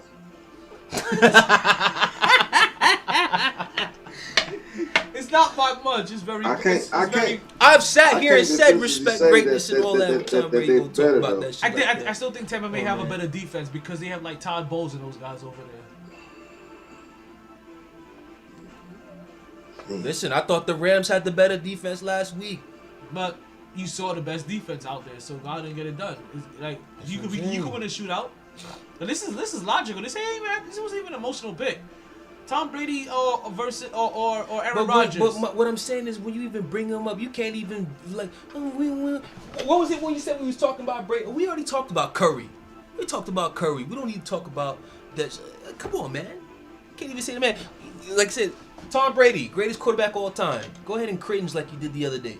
All day. Yeah. I'm not cringing right now. Yeah. I felt like I thought. Go ahead, say it. Say it right now. Tom Brady's greatest quarterback ever. That's why he's going to say it. What? You want me to say that? Yeah, say it. Why would I say that? Say it. Say Tom Brady's greatest quarterback ever. Why would I say that? Say it. Why would I say that? Say it right now. Let's say that for next week. Say it. Let's say that for next week. Say it right now. Pick our one quarterback for one game. Say Tom Brady is the greatest quarterback ever. You didn't even make that list. You saw that, right? We don't have time for that because we still have to get to Buffalo versus Kansas City. Yeah, we only have about 11 minutes left in the podcast. He can't even say that. Because I wouldn't say it. Why would I say that? Why would I say that? So you don't think Tom Brady's greatest quarterback ever? No! Who is? We'll save that for next week. It's a teaser. We'll save that for next week. No. Wait a minute. We already know one of your quiet storm questions of the week. Do you want to tease that question so that people could be prepared? Or you just want to give it to them fully next week? Just do it now. Don't give a fuck. Go ahead, let them know what that question's gonna be next week. Alright, the question's gonna be, you got one game for your life. What quarterback you taking? What all-time quarterback you taking? Now don't answer that now. Don't answer it now. Ponder it. We're gonna talk about that next week. Ponder and that's the thought. reason why I was like, you know what? We'll save that. That very much ties into that question that you asked me. Very much ties into who I believe is the greatest quarterback of all time. Say Tom Brady is one of the greatest quarterbacks of all time. And you can't even say that. That's how much he hates Tom Brady, and you wanted to get on me talk about when I pick against Tom Brady, it's hatred. Duh, you can't even say that. You can't even say his name. Come on, man. Come on, man. Exactly. I haven't even heard him ever say this man Tom Brady's name. Say Tom Brady, literally. At this point, hey, come on, son. Timmy B. You see what I'm saying? This Timmy B. You see what I'm saying? Hey, come on, man. Why y'all been trying to put me on the spot? Come on, man. Don't come for me. If I know you already didn't come for you. Don't come for me if your shit already stink too. I was defending myself using you. You just asked a question. He's like, he came in with the, you smoke crack, don't you? You smoke crack, don't you? Come on, man. Like, if you go ahead.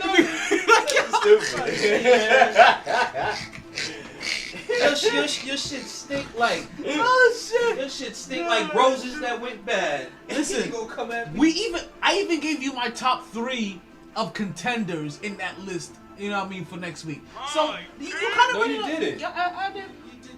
I fully did. But you know what? Let's not go too far into there. We have about 5 minutes before the podcast is over. Buffalo at Kansas City, fellas. Who you with? KC. All right, Mark. So you're starting off with the young protege. Back to back, getting back-to-back rings.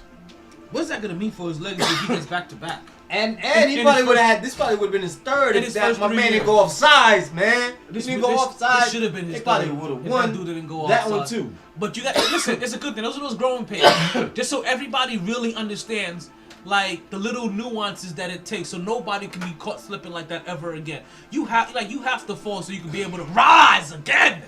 And he rose, and he won, and he's gonna win again. Will he gonna win again? Who you picking for this game? Come on, man. You know he gonna play. Now, granted, we only have about he gonna play 3 minutes you and stop change playing, left he in this gonna- game. Who you got, Chill Will? Shit. Talking about I got Kansas City. You got Kansas City coming in this game. You got the young protege as well. Spreading that bitch. It looks like there's not going to be a lot of people going against the young protege. This week or next week. Alrighty, KJ. Damn, you saying everybody pick Kansas City? Who? Because I'm picking Kansas City too. Well, the automated pick of 6,000 pick. I mean, I won't be surprised if the Buffalo. Bills win. I won't be surprised at all. Because they got a Buffalo, complete yeah. team. Yeah, we kind of talking like Buffalo ain't shit right Yeah, here. but yeah, We Buffalo kinda talking ain't like shit. Buffalo Whoa, ain't whoa, shit. whoa, whoa, whoa. Like, I'm saying. All the picks aren't in yet. Like wait. Oh. Hold on, KJ. Who you got? He said it. Did he really? Yeah, Kansas City.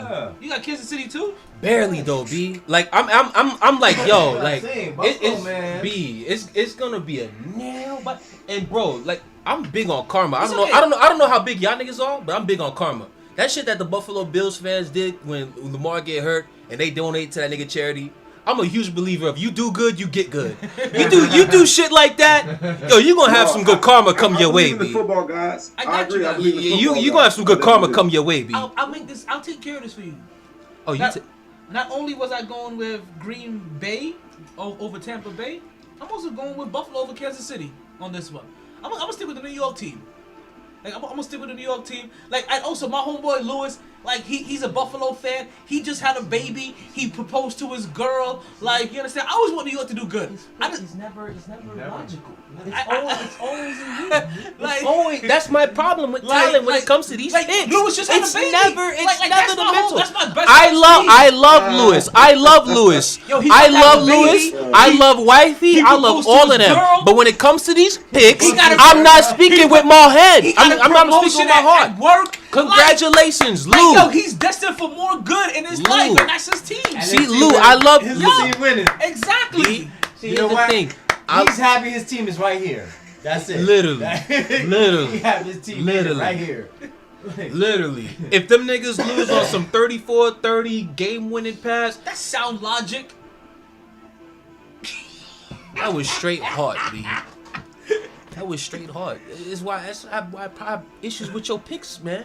You don't use your mind. You be using your emotions, Only getting on your some picks. feelings all Listen, like, twisted. listen, for the majority of the time, my picks are solid. Solidly from the heart, not your head. But listen, they come out right. Because you be praying. And by the grace picking of with my God. heart is wrong. I don't wanna be right. Then don't be right then, because picking with your heart.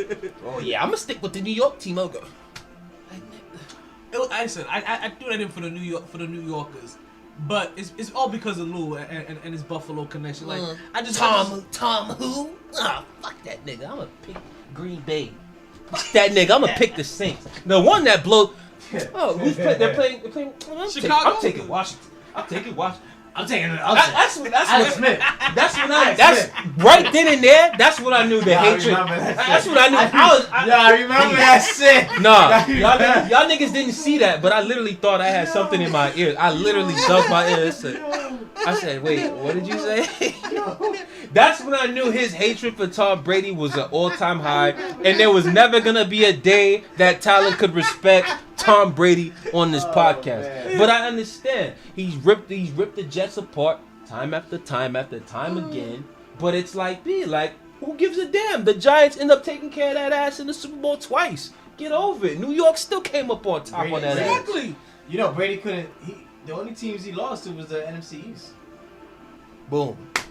But yet, the team that Tyler don't even root for no more. He's still in his feelings about when it comes to Tom I mean, he Brady. ain't lose to the Cowboys, you know. We got to win the playoff game first. we done? You know what? I think on that note, I think we're gonna end. And also, don't worry, I'm so busy of dragging him, I wouldn't even jump on him when it comes to. See, I got you today. Before we leave, just let you know, Giannis, it's up. No, it's good as always. I appreciate it. Giannis Antetokounmpo, Will, we love you dog. got to guard Kevin Durant next time on that play. You can't be shying away from that shit. When KD shot the three, he has to be guarding. It was a rebound though. He has to be guarding Kevin Talking Durant. about my Cavs today. He has to be guarding. Oh yeah, no, we saw Colin Sexton put 42 career high on Kyrie head. Yeah, Mark. Giannis gotta be guarding Kevin Durant at the end of the game. Mark, don't leave, Mark. Talk about your Nets, about what happened, dog. Get him, Chill. You see the Nets fan trying to run out, Mark. You Chill Will. Get him, Chill Will. Kyrie who? Kyrie who? Yeah. I like that shit, T. He was getting their ass. Colin Sexton. Will. That nigga Mark running out. No lie. Giannis gotta be guarding him at the end of that game. Even on the beat, it was a rebound, though. At the end of the game, period. He was in guarding him. the whole game. When the Giannis should have had, he was open on the cut. He didn't guard him. He wasn't guarding him at the end of the game. I know. He was open on the cut. That shit went open. 34, 12, and 7. Harden had that himself. Real gabbers. 34, 12, and 6. Well, maybe not And part of KD that. still had 39 and 6. Munchkin got good mic skills. You know this? New, improved. KD does work. MyT Podcaster. Curry came back down for Party 14 down now. Against the Lakers. Oh, Last you got none of your picks call for right? Drinks. I know. I got 2 of my picks Bars right closed. to finish with 3 points. Mark got his 3-point Sun's pick out. right only to finish. So me and him tied with 3. Heard the This is gonna be casino interesting got when we do this. buffet breakfast. Don't want to go far. Wild. Fucking Dallas. Tired, B. Tired. Damn. MyT. Oh, I thought that shit said 34. Ooh, 74 to 57. Goddamn. Finish whipping that ass. We out of here, people. Thank you for listening to the podcast. I made a delivery for one of my homegirls the other day. She hit me at 2:30 in the morning. I was like, yo, you delivering for my crib? Like, yeah, nigga was good. Alright, let's end all of this.